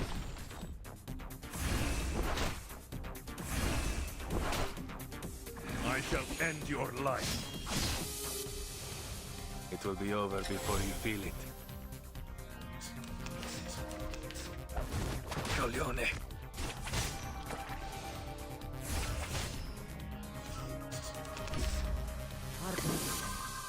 Once the sword of Damocles is drawn, wait for the right moment. I'll show you. Kill them all.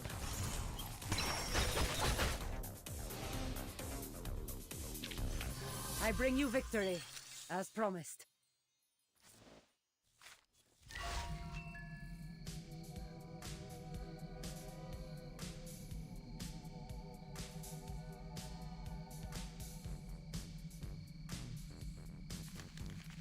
Alright, 16. Monster Designer. Slicing and stitching. New scratches and old sores. My flawless creations.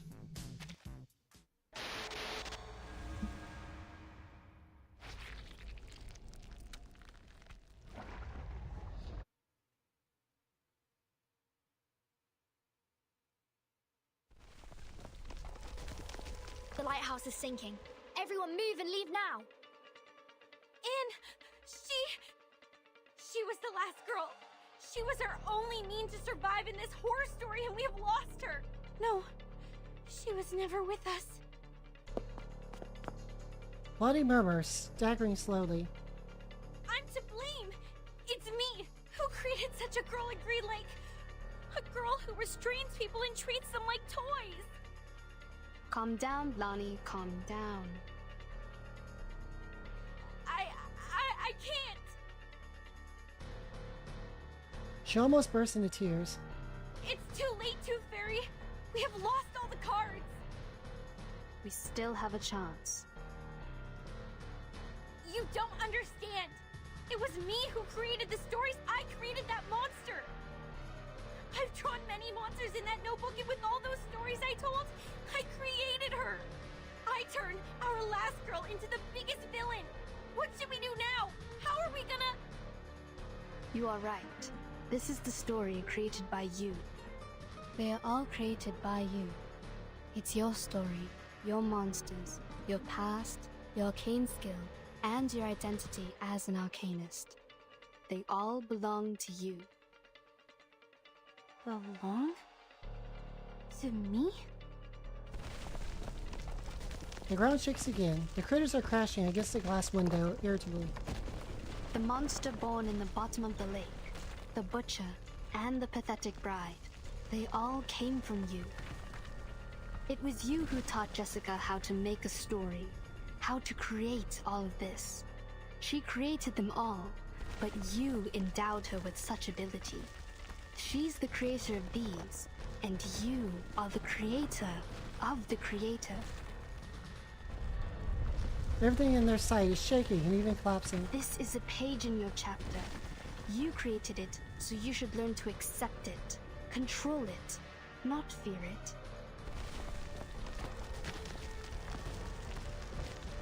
Tucker is still walking forward determinedly, step by step. Don't run away, but face it.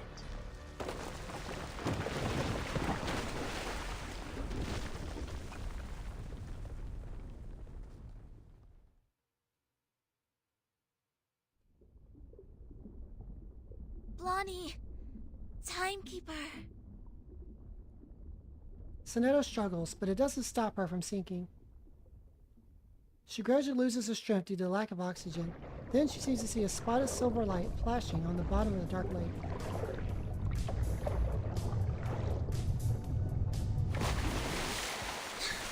The boat? Is Blondie's? Okay, that's cool. It's her arcanum. Now, she is doing her utmost to keep the ship in balance. Damn it! I knew I shouldn't be so ostentatious! There's no way that I can have control over such a big boat! If I keep doing this for any longer, I would die of headache before making it to Aunt Jessica! I've warned you so, haven't I? But don't worry, the reliable Horopedia will save your neck. Using this amazing tool. Good! Hooked onto the rock! You might feel a bit seasick. Please try not to vomit. If you fail, at least don't puke on me. Set sail and hold tight! We are heading towards the riverbank! As they move forward, the riverbank extends from a point to a line. In the blink of an eye, they have reached the bank. The critters guarding the bank are roaring together.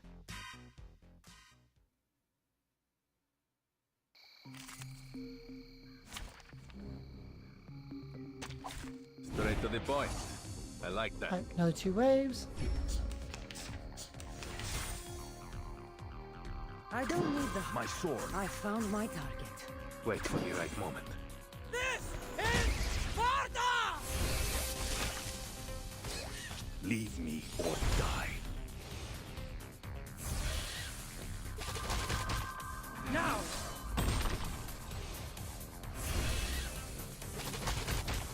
Addio, straniero.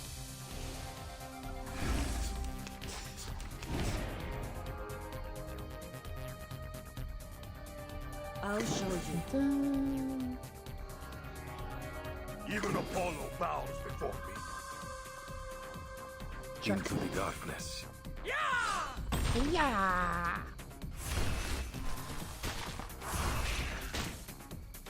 And you should feel proud. Liberato dal fratello.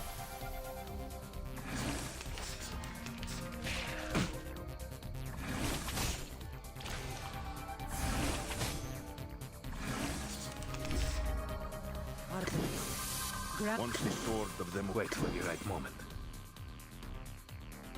My sword is the only guide I need. The hunt begins.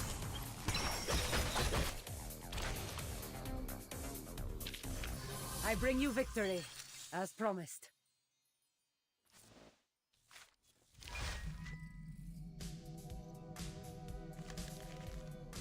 "17. The new Exodus. And so the Red Sea parted to reveal the land.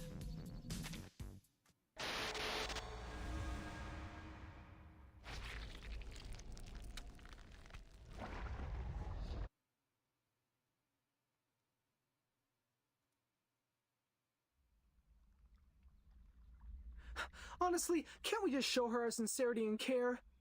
To share something from the bottom of our heart, to cure her agony caused by the antagonist's lonely childhood? Oh, there she is. Just like I expected, you made it. Did you enjoy the story? Oh, I didn't give you any background information in advance. But it's okay. You will see a familiar face or two. I believe you haven't forgotten them. Just like I can't forget you, Jennifer. Come with me. I've prepared you a new home. A home where you may sleep on beds made of soft moss and drink clear, cold spring water. I will get you toffees, coffee, and so many teeth in beautiful shapes. You can even have mine if you like. You will stay here with me happily ever after. Till a time even I don't know of. Jessica, let us talk. You've been thinking of me, haven't you? Of course I have. You are fond of me, as well as the stories I made, aren't you? Yes, I'm fond of you, Jennifer.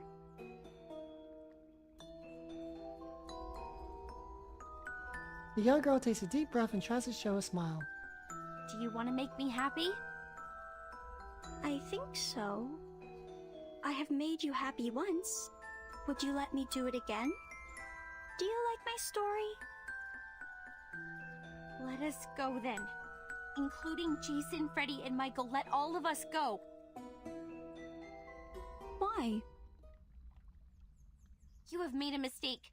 You hurt people, and that is unacceptable. This is not funny. I was to blame for misleading you. I can't let you keep on doing this. Don't you like my story? Yes, I like it very much. It resembles a lot of the stories I wrote when I was a kid. You must have really liked them. So much that you would remember them, as well as me, for such a long time. I will not leave you alone again. I'll come back for you. Every year. No, every 6 months. I'll have more time after the graduation. If I make a new movie, you will be my first audience, like what we used to do. But I hate living by myself. I don't want to live like this anymore. I have no one to talk to. The friends I have here can do nothing but roar. I sing with them as the sun comes up, and wake up among them as the moon rises. Jennifer, you know, I used to have the same dream over and over again. A forest and a grassland. Not in Green Lake, nor any places that I know of. I can hear music that I've never heard before. After we met, there was you in that dream. You'd wake up in that dream with me, giving me a wreath. In that dream, I can truly rest. But when I wake up, I found myself in Green Lake again. Do I belong here? In Green Lake campsite? Or somewhere afar? In the days when no one is here, I always hum the melody in the dream. Quietly, waiting, until my figure almost blended into the mosses. But I waited for too long. So long that you were no longer a girl, but a woman now. I'm tired of waiting for you. I'm tired of living all by myself. I was hoping that you may like my story, that you are different from all those people who always tried to run away. The fog starts to surge, bringing a suffocating smell of grass. In the middle of the fog vortex, the dear girl approaches her target step by step, her eyes glowing green. Oh, we gotta fight Jessica. Everyone would leave in the end, but I don't want that to happen again. We will live a happy life by Green Lake, singing under the starry sky, telling stories to each other, and having a sweet dream on the soft moss. Straight to the point. I like that. Okay, multiple transformations.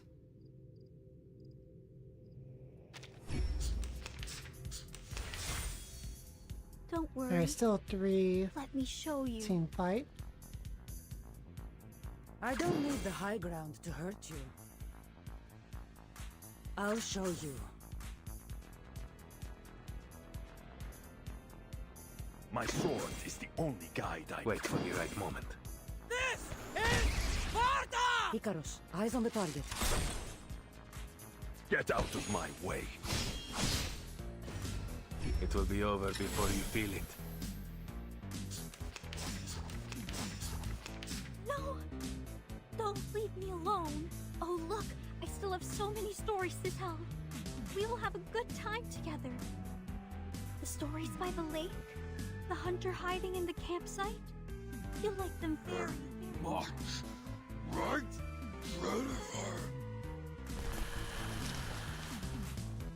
Are we using the return of the monster plot now? Please, save me some lousy plot development. No. What does lousy mean?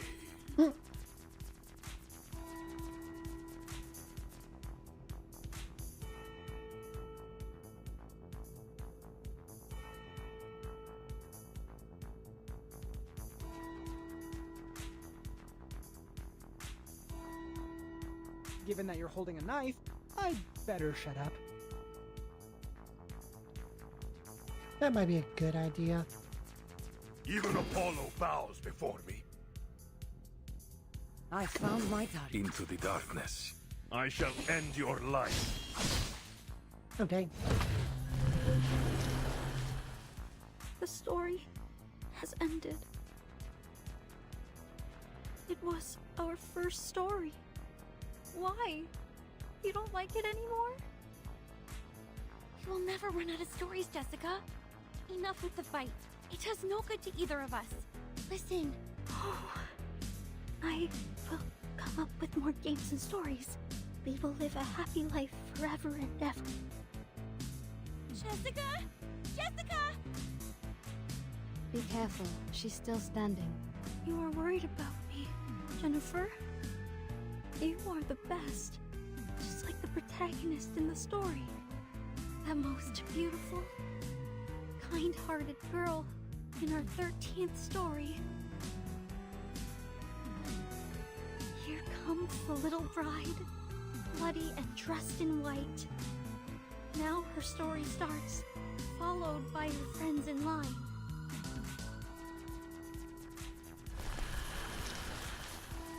Oh, don't worry. I have prepared it all. This makes so much more sense now. Having seen her story. Jessica! Jessica! Be careful, she's still standing. You are worried about me, Jennifer? That most beautiful. Here comes the little bride, bloody and dressed in white. Now her story starts, followed by her friends in line. I never rest. Jennifer! You see it coming. A pearl as pure and white as a tooth. What a shame. She is decayed to such an extent. Why? Why? I will get you anything you want. My little buttons. The sweet fruits. The moss bed. The dew cup. No. No. This is not the end. Stay right here. Stay right here. Che la morte ti dia la pace che cercavi. Requiem.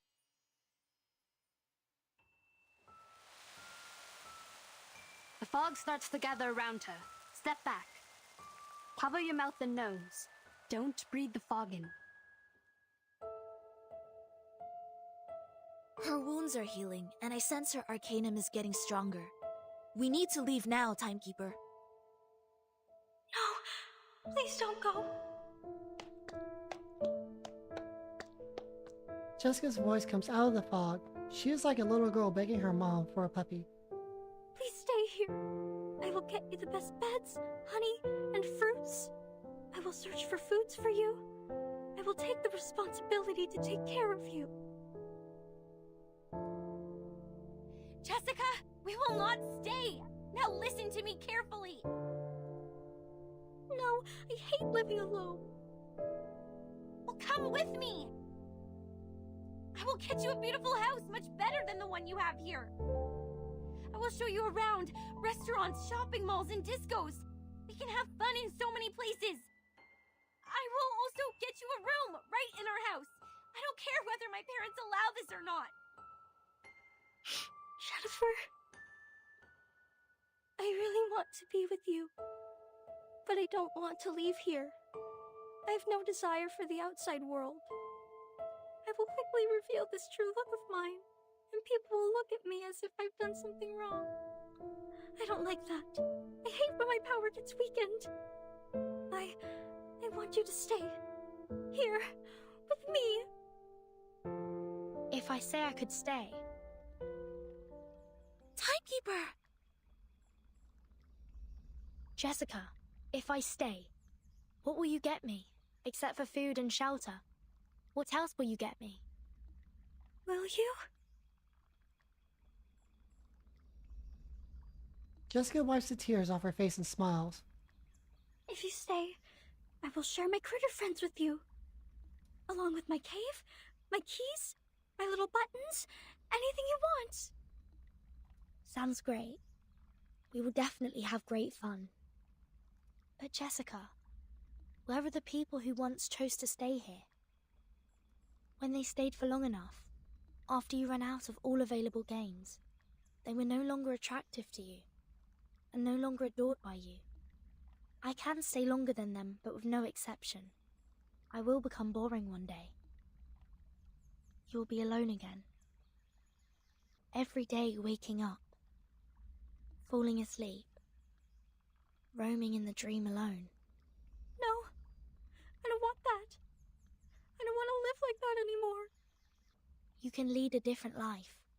You can embrace a diversified and meaningful life.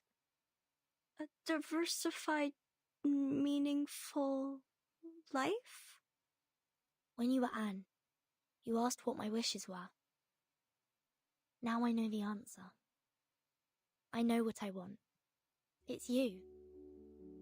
Do you want to come with me? I will find you a good place to stay, where nobody will consider you to be weird, nor will they keep staring at you. You will see the world with us, the amazing and unique outside world. This outside world? What else will it have? There are a lot of people and fantastic things out there. Some people eat gold bars. Some others dance on the crocodile skin. Some people ride a rocket, dashing into the sky, and eventually fall into an unknown zero-G. Even the grassland and the anonymous music in your dream, they truly exist in the outside world. If you are willing to come with me, you will have them all. Will you really take me to that place? Of course. Why would I trust you? I promise, with everything I can offer. Promise. I know that word. It means words that cannot be broken. Jessica sniffs at Burton, from forehead to jaw, again and again, like a small animal sniffing at something carefully. When she finally stops, she smiles like a happy child. I will make your wish come true. I like you. I hope you can be my friend. This is new. I haven't made a friend like you in a really long time. The Riz Keeper.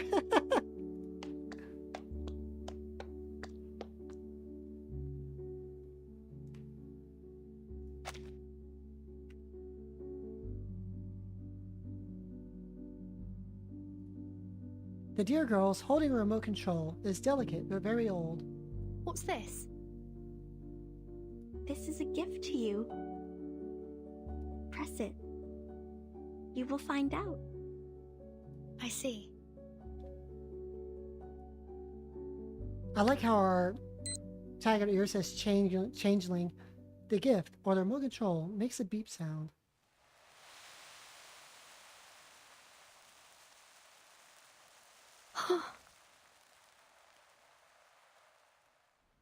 The sky brightens up. Xeno's members are coming this way. The night is over, and the fog has lifted. The horror story has reached its final act. They're here! Hey, come here! The medics are ready. Please, leave the injured to us. Captain! Captain! We found the target and are now carrying out the rescue. Over. There are no enemies here. Everyone here is a member of our squad. Please don't attack. Repeat, please don't attack. Oh, come on. Seriously? First we persuaded her with love and care, then we presented the Deus Ex Machina. Now we're doing this? This is the worst antagonist ever. Everything is so screwed. Commentators won't write anything nice for us. Well, if it were them to write the story, characters like me would always fail to live long enough to see the end. So I don't oppose to end this peacefully, but to end it like this... Aren't you happy? They did it, like what you said. Some emotional and comforting plots. Eventually, it shows us that love always wins. Miss Tooth Fairy, that was a joke. A joke to show you my sense of humor. A familiar figure approaches them. Timekeeper, it's great to see that you were fine. And Mr. Horopedia, Madam Z is waiting for you in the car outside the woods. Please, come with us. What? Madam Z? She's here? Oh! Ah, my wounds! Ah, how painful! Medics! Where are the medics? What are these? People from the outside world. Don't worry, they won't hurt you. You might receive some training for a period. It might be a bit boring, but I promise it won't last too long.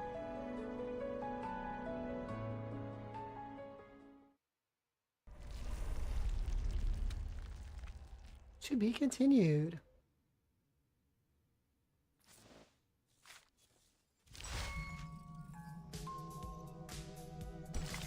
A cliché photograph. The first photograph on behind the scenes, inspiring vitriolic critique and deep slumber.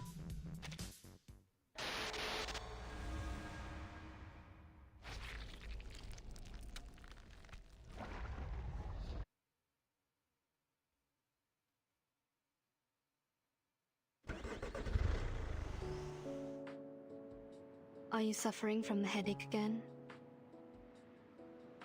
Me? No, I'm not. You shouldn't lie to a doctor. Fine. A bit. Just a bit. Some warm water will help. I don't need those things. I don't dislike your tooth fairies. It's the texture that creeps me out. I've tried multiple times. You know how it ended. Don't worry. I have some drugs for humans. Wanna try? That's another option for Arcanists who find it hard to swallow those humanoid fairies. Oh, that's surprising. Thank you. How about the future of those kids? Ramsey casts a glimpse at the backseat and sighs. Are you talking about the dear girl or Joshua the troublemaker? You can tell me one by one. It's a long trip back to the headquarters. We have plenty time to chat. Joshua will pay for what he did. Absent from duty without permission is a severe violation of the regulations. He will face a demotion and be grounded for 3 to 5 months. Of course, I'll apply for lenience for him, but I think it won't make much difference. We don't have many means to help him. Burton might be a good choice. You mean assigning him to Verton's team? Exactly. If we can make Burton apply for that, he'll be put through a much milder punishment. After that, he'll be free to leave with Burton. This is a good idea. He's going to the suitcase. How about Jessica, the dear girl? She needs to receive some education to become adequately socialized. Based on her result of the amended Arcanist Risk Evaluation Chart, this little girl is very dangerous. We rescued 9 hostages from her cave. 3 are from the film crew. The other 6 are from the student expedition team that went missing 6 months ago. The validity of that chart is debatable, for it doesn't have a sufficient number of questions to draw a conclusion. Yeah. When we arrive at the Foundation, we will give her a more comprehensive test. But that doesn't mean that she'll get a higher grade. We all know that the amended version tends to overestimate the examinees. Can I visit her while she's in the Foundation? Of course. Chatting with someone familiar is conducive to embracing the community. You don't need to worry too much about her. We'll treat her the right way. The arcanum shown on her is of a very unique kind and shall be helpful in many experiments. That's good, but I still have one more question. Go ahead, Doctor. Members from the Xeno also participated in the rescue. Did you call them to come? Yeah. This should have been their responsibilities. To be more precise, all of these problems were their fault. Are you talking about the missing of their youth force? What? No. But wait, what missing youth force? The myth that Xeno youth force disappeared overnight at the Green Lake campsite. Haven't you ever heard of that? No, never. Where did you hear that? Joshua told me. He's just a young man, impulsive and can tell a story from a fact. Why would you believe? Never mind. Back to the business. By the end of the 50s, Xeno found a bunch of critters with unique appearance in the woods near the Green Lake campsite. As they continued to investigate, they found a special moss in the woods that can trigger changes in appearance. In order to conduct further research, they built a campsite and held some camping activities as a disguise from time to time. The critters mutated and evolved very fast. Meanwhile, the town prospered and the nearby population soared. After several incidents of attacks on local residents by fled creature subjects, Xeno decided to move the campsite out of that area. That dear girl was neglected during the moving. She was left at the Green Lake and kept on secretly living there till now. Ellie Tippis. Ellie Tippis, how you doing? Welcome home. Other critters that escaped have hybridized with the local breeds and hence created the new critters you've encountered. They more or less carry a lineage of changelings, which are very hard to deal with. But thank God you've brought this girl under control. Jessica has been like their friend or leader. I think she's more like a leader, or even a master to them. Xeno conducted military training to the first batch of critters, so they are more obedient than others. Your Jessica is like their commander. She gives orders to the critters at the bottom of the lake through a radio hidden in a remote control, so that they act in precise alignment. Okay, this so explains her abilities and everything now. Because of course, you know, just like picking up Jessica through the very first ripples that I pulled on back with Elizabeth Banner, because poison character. Of course I'm gonna go for it. That's my jam. That explains so much now. I like how all of her abilities are perfectly aligned with the story. So you knew the truth of the Green Lake campsite from the beginning? It was Xeno's idea to clean up the mess with the Foundation. They contacted me before. If you could have asked me earlier, like, before you depart, we wouldn't have to go through so much trouble. Kids were ignorance for lack of knowledge, yet adults were ignorance for their cognitive inertia. In a story where truth and falsity are mingled together, it is hard to tell which is which. What did you say? Nothing important. Have you heard of what happened to my brother? Huh? Your brother? What happened to him? Do you know how his teeth disappeared?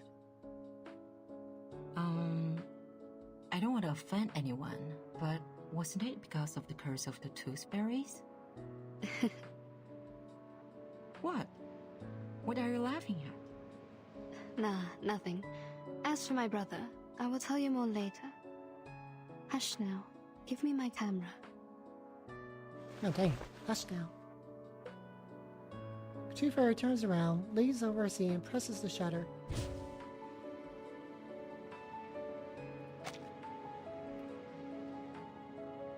Everyone's just zonked out.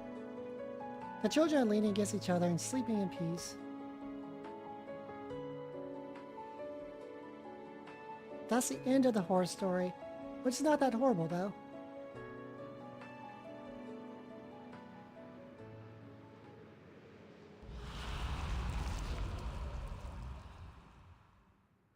The end.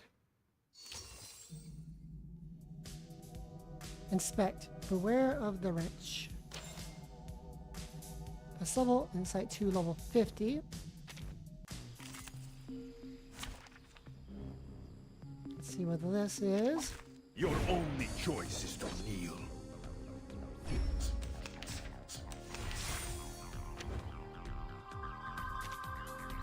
I don't need the high ground to hurt you.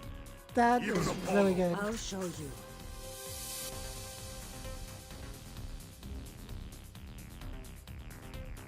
Wait for the right moment.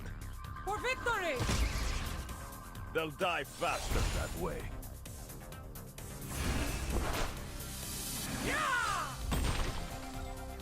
Addio, straniero. I probably could use counter. No matter. I found my target. My sword is the only guide I need. Into the darkness. Death comes for us all.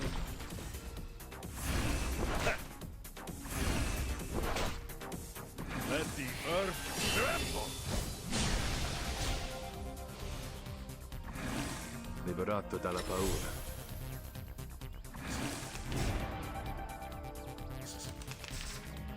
Artemis. Once the sword of the... I found my target.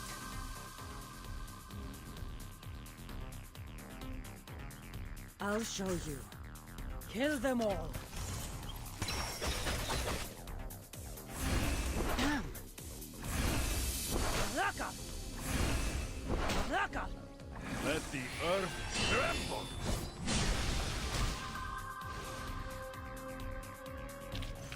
I bring you victory, as promised.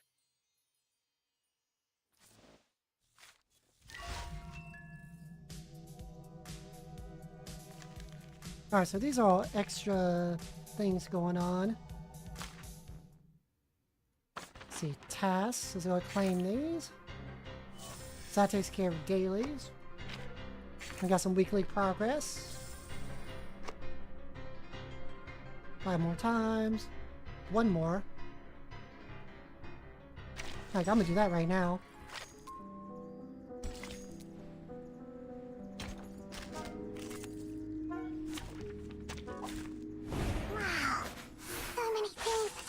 Hey, there's Jessica. It will be over before you feel it. Addio, straniero.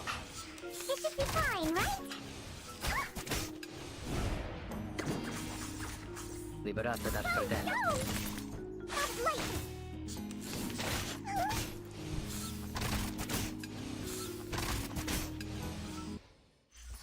Come on, stand up.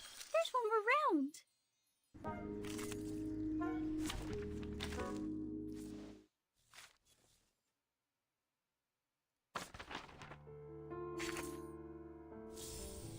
That finishes that. So the next one, awesome.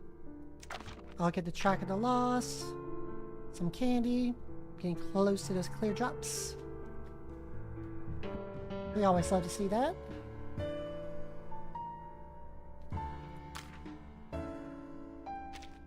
Thing here I'm actually worried about? Nope. Nope. We do love the candy. 4 saved up. I use all the limited ones right away. Alright, let's go to the bank real quick. Pawn shop. What are we looking at? 63.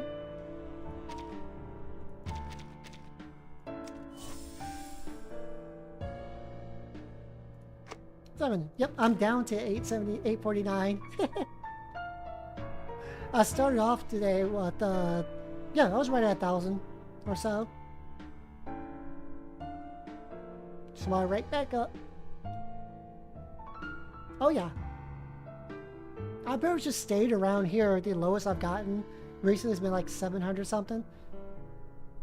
I rationed out and still have been, I've been using stuff and still doing fine because I have the monthly, so I get that daily candy. Plus we've had, over the course of the event, we've had the free Roaring monthly, so I was able to double up basically each day. The special thing they've been doing here,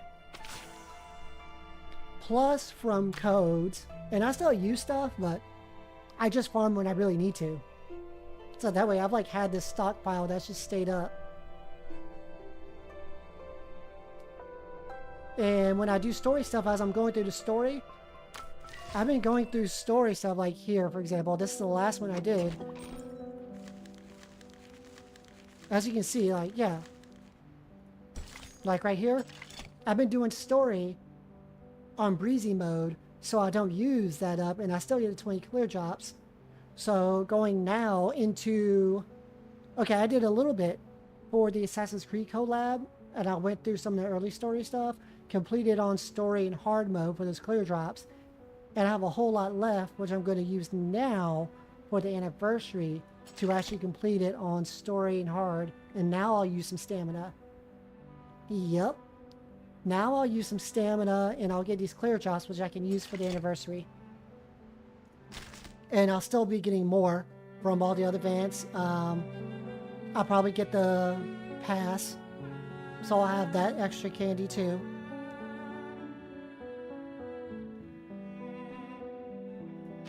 Resource management. Okay, so I got enough I can do within my means. I want to keep stuff. Don't be in and out. You're bugging me. I am saving for Lucy. I'm not pulling for Nautica right away. Because when I first started out looking at the game, I saw Lucy. I was like, that's a character I want. And the team that is cool. I'll play that team. So it makes sense for anniversary since we get Auric for free. I'm going to save and pull for Lucy first, and then I'll go from there. And the Ripples banner, I can get Ezra from that. Yeah, so it just makes sense for me to do it that way. And then if I decide I want to try to get Nautica too for the heck of it, I can. Or I just wait, because the update after that, I saw there's the other Dynamo character, Chiron, and the Blood Type Sentinel coming, so I can just wait. And that way I can manage out my resources a bit. Yep, which means I have more time to save. Alright, because I'm also going to save these resources for when Lucy does come out. I can immediately rush her. So how much am I spending with this? I generally always like to have more resources what I need. So I'm going to go farm this out sometime this week and get more scrolls. Then I'll do this. Just to keep with my pattern. Always have some left over. That's just how I operate. But yeah, I'm starting her. She's the only 6-star that I have left. So yeah, from July, 12th to now, I think this is pretty good. Start. I have 1, 2, 3, 4, 5, 6, 7, 8 6 stars. Then whatever 5 stars I pulled off of stuff. Obviously during the banners and LeahvanaLive from that story. But you gotta work on her. She looks cool. Alright, we get a free Matilda. And eventually I'll do something with these just because, but that's not gonna be anytime soon. Yeah, I would like to see that. So since I know more about Euphorias and stuff, how they work. You know it's gonna be coming at some point. They're gonna do it, just go down the roster. But yeah, I was lucky just to get her very early on this banner. That happened right after I started with Elizabeth. Then they did that Mercurial pop-up. So I was like, oh, she looks really cool. I love this design. disability. Oh, support. She looks really cool with her moves. I must get her. So glad I did. Rule of Cool is awesome. Yeah, I saw videos on that. And it's only because, like, I want, like, one of the characters there, especially. I guess I want that character so bad, too. After playing Haunted Highway last stream. Like, she is a really cool character. Argus. After playing Haunted Highway, I like her character, and I was happy to see Barbara because, you know, starting out too, like all the characters you could get earlier on banners and stuff, I did get Barbara. So I was like, what the heck is this character? So that was real awesome to see what she's about and what her story is. But yeah, I got her off that banner. I know it was early, like super early on Mercurius banner. I just got Kala. Like, okay, cool. We take those. And then I got Mercuria shortly afterwards. Yeah, my RNG was really good with the Assassin's Creed collab with Ezio's banner, at least. Like, Ellie was there. See, I like Hala though. Like, she's fun. I like her concept. But I can see how, like, she definitely could use her Euphoria now. Like, even as a new player, I can see that, but I like using her. Like, Times User has been fun so far. Yeah, so, okay. Alright, so the collab starts, right? I go, okay, hey, let's go pull an Ezio banner. So, of course, I used the free 10 pull. It was whatever. And then, right after, and I actually started using my own pulls. It was the second 10 pull. There's an Ezio. Here you go. And then up there, I had good pulls up to the guarantee. So I basically started out with like I think when I got to the first guarantee, I had a P1 or P2. And then after that, like, I did another set of pulls after that. And I got another Ezio early before getting to the guarantee. So the only one that I didn't have, like, I guess good RNG on was that last run to P5. That was it. Everything else, I ended up getting him, like, early on each one. Now, Cassandra was, like, more standard. I actually had to pull pretty much all the way to get her. Which, you know what? I'm fine. If I had such good luck here, I'm fine with that. And then I had good luck here to get bonus Kala. But yeah, like her gameplay, I don't really feel clunky, but stuff like that actually kind of works for me. So that's why I think that's also why I kind of like her. So yeah, I got real lucky on that one. No complaints. I just want to have some of that luck when it comes time to pull for Lucy. Like, give me that luck again, please, and thank you. I will take that all day, every day. And then if they want to, you know, just let me use that free 10 pull for Nautica and get her, I'll take that. Yeah, I'm really looking forward to that, especially as it's more poison based. And again, starting new, if I see something poison damage over time, I go for that because that's my jam in a lot of games. Like, I love poison damage over time stuff, whether it's like looter shooters, I'll go for that, status builds, RPGs, even fighting games like Aki's my main in Street Fighter 6. So yeah, I see that here. I'm like, I pull. I don't care. I see poison. I pull. So I got her off the Ripples banner at the time. Haven't regretted it at all. So I'm definitely going for that E2 when it drops on Friday. And Sotheby. So let's see. Last week I started looking at Euphoria stuff. Since I now have some characters at Insight 3 level 30. So I did some of this stuff, leveling this up, the stats, and I haven't done this yet though. I want to wait till, again, keeping my usual rules. I want to get a few more of these. I have some left over. Going towards the next thing. And same with the apples. Don't worry about that, and I'll go back to this.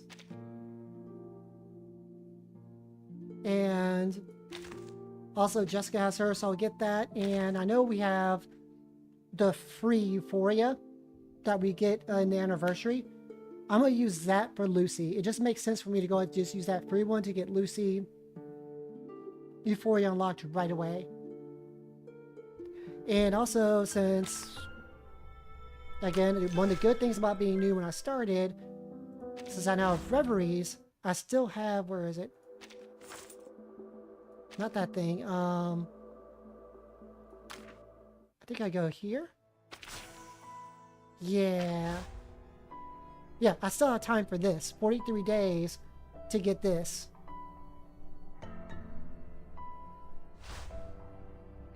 Yep, so I can try to push it now that I start to have some characters. You know, like I start handling that stuff.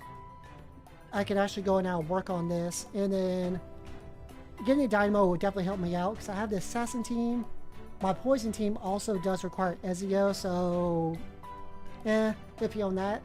But at least I'll for sure will have the Dynamo team of some sort together. I'll have the Assassin team.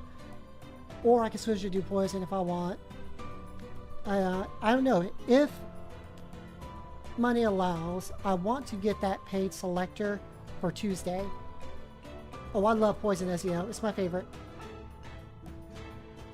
It depends. If money allows during that time, I do want the paid selector to get Tuesday, because that will help me out with my teams that I have. If not Tuesday, Fatutu, Flutter Page, can't go wrong, but personally, I'm looking at Tuesday. But yeah, I said I have this free second one that I can use for a character. So I have plans and goals to work towards. Wait, does Auric have Euphoria? Huh, I didn't think about that.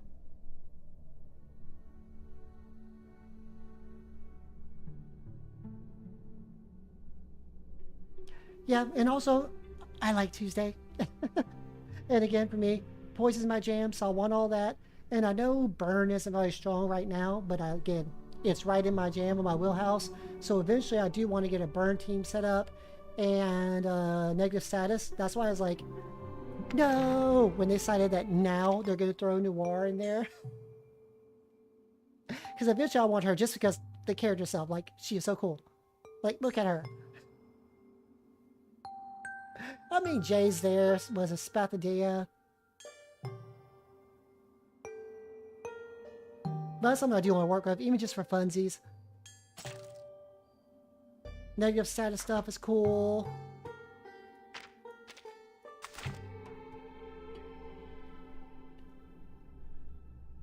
Even just for fun, like stuff like that I do want eventually as well. I mean, I've seen a lot of people, I've seen some people use her and I do good with her. So I'll probably just play yours for fun and make it work. That's what I tend to do. And just build around it.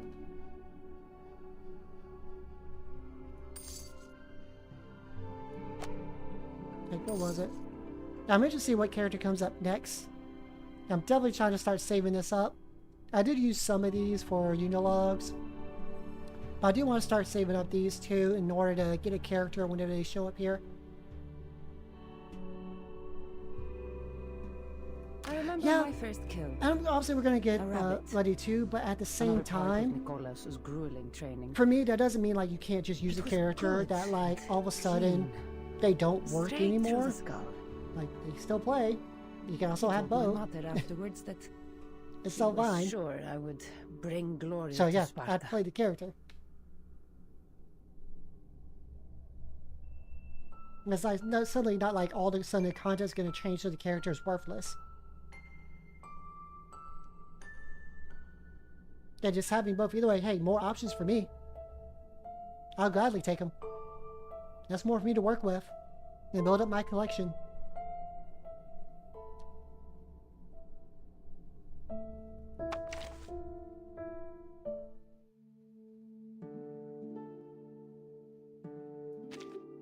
Welcome to the Arcanum Containment Department. I'll be your guide through Section F. She's dressing now, out. if you'll look to your right, you'll see some videos from a Beyond Arcanus in the 1990s. Oh yeah, that's also to each your own. It also depends also what you're playing for too.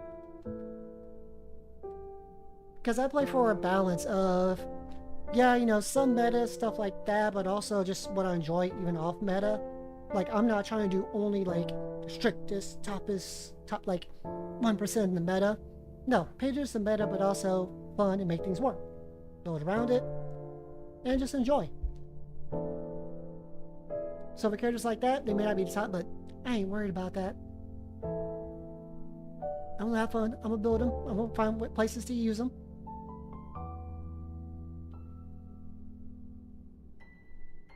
Oh yeah. Now that I've done this, speaking of story, so now that I've gotten this done, I do want to get to this soon, but I'm also, let's see. Next, I'm either going to play this, because yeah, I'm really interested in this story, and this Kala, or I might go ahead and move on here to Tropics, however you say it. Yeah, I was expecting on a Thursday or something like that. But oh well. Bonus stream. Yeah, for me, that just meant bonus stream. Friday. It's reverse time for your anniversary. So yeah. I'm going to decide where to go. If I'm going to go just start on this. Or go here. I mean, both are good options. And I have those two unlocked as well. I'm kind of leaning towards picking back up here and keep moving a little bit more towards the story, especially as you got the new main chapter coming out on Friday. So it's because I did at least get the stuff out of the way that kind of leads up to this. Like I played the other stories that have come up in the events. Like I played through this when it came up. I've now gone through Haunted Highway. I've played Rimmet Cup. I've gotten through this now. So now I feel like I'm in a good place. Now I can go ahead and probably do Tropics and move forward. And maybe do that, then break and come back here, play through this. By that point, I'll have this unlocked. Oh, they are shorter? Okay.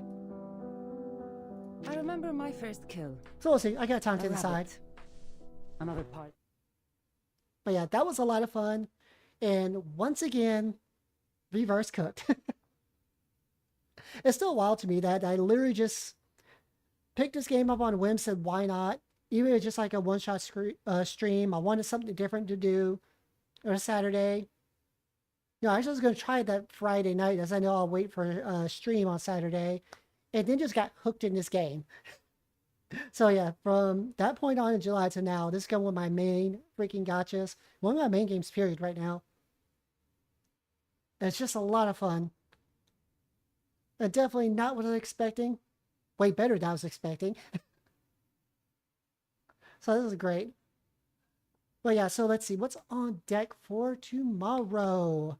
Tomorrow is the finals. Yep, so doing more season grind, just having fun, goofing off. It'll be derping around in both quick play modes and in World Tour. Leveling up through the sponsorship track to get some of that nice free cosmetics and gear. You know, gotta get the fashion. Especially with the new sponsor that we're playing under. Gotta get the gear. So I'll be doing that. And then, let's see, Thursday on the schedule is more 2X KO. I've been having a lot of fun with that and progressing a bit with learning the systems. So I'll be messing around a bit more on Thursday. I'll be playing a bit against the computer on higher difficulties. And I'll probably start actually doing matches with people. But yeah, that'll be something to look forward to. And then, of course, Friday, Reverse 1999 anniversary. Be a lot of fun there. And then Saturday is going to be more the finals. To derp around in that. It's going to be a fun week. I'm looking forward to it. Got an eventful week. Extra stream planned. Yeah, by the time I get out of here, if I do, one more plug. That's why you saw the notice there on chat and on the screen. I am now part of VT Cards. I do have a couple of Leahvana trading cards up there. So that's exciting. I'm happy for that. You know, with that, I'm going to be here tomorrow again, same time at 2 p.m. Eastern. So I hope to see you there. And those of you Twitch side, if you feel like it, please check out the YouTube. Or I multi-stream. I do fighting games and variety content. Y'all know about the YouTube things. I only have to say it. Well, once again, as always, y'all know I mean it when I say I really do appreciate your time. I do appreciate you being here, spending it with me. Thank you so much again. For anyone who's just lurked, stopped by, chatted, you name it. Thank you once again. And I do hope I can see you next time. But till then, I'm Leahvana, the Tech Witch, bringing magic to your screens. Bye!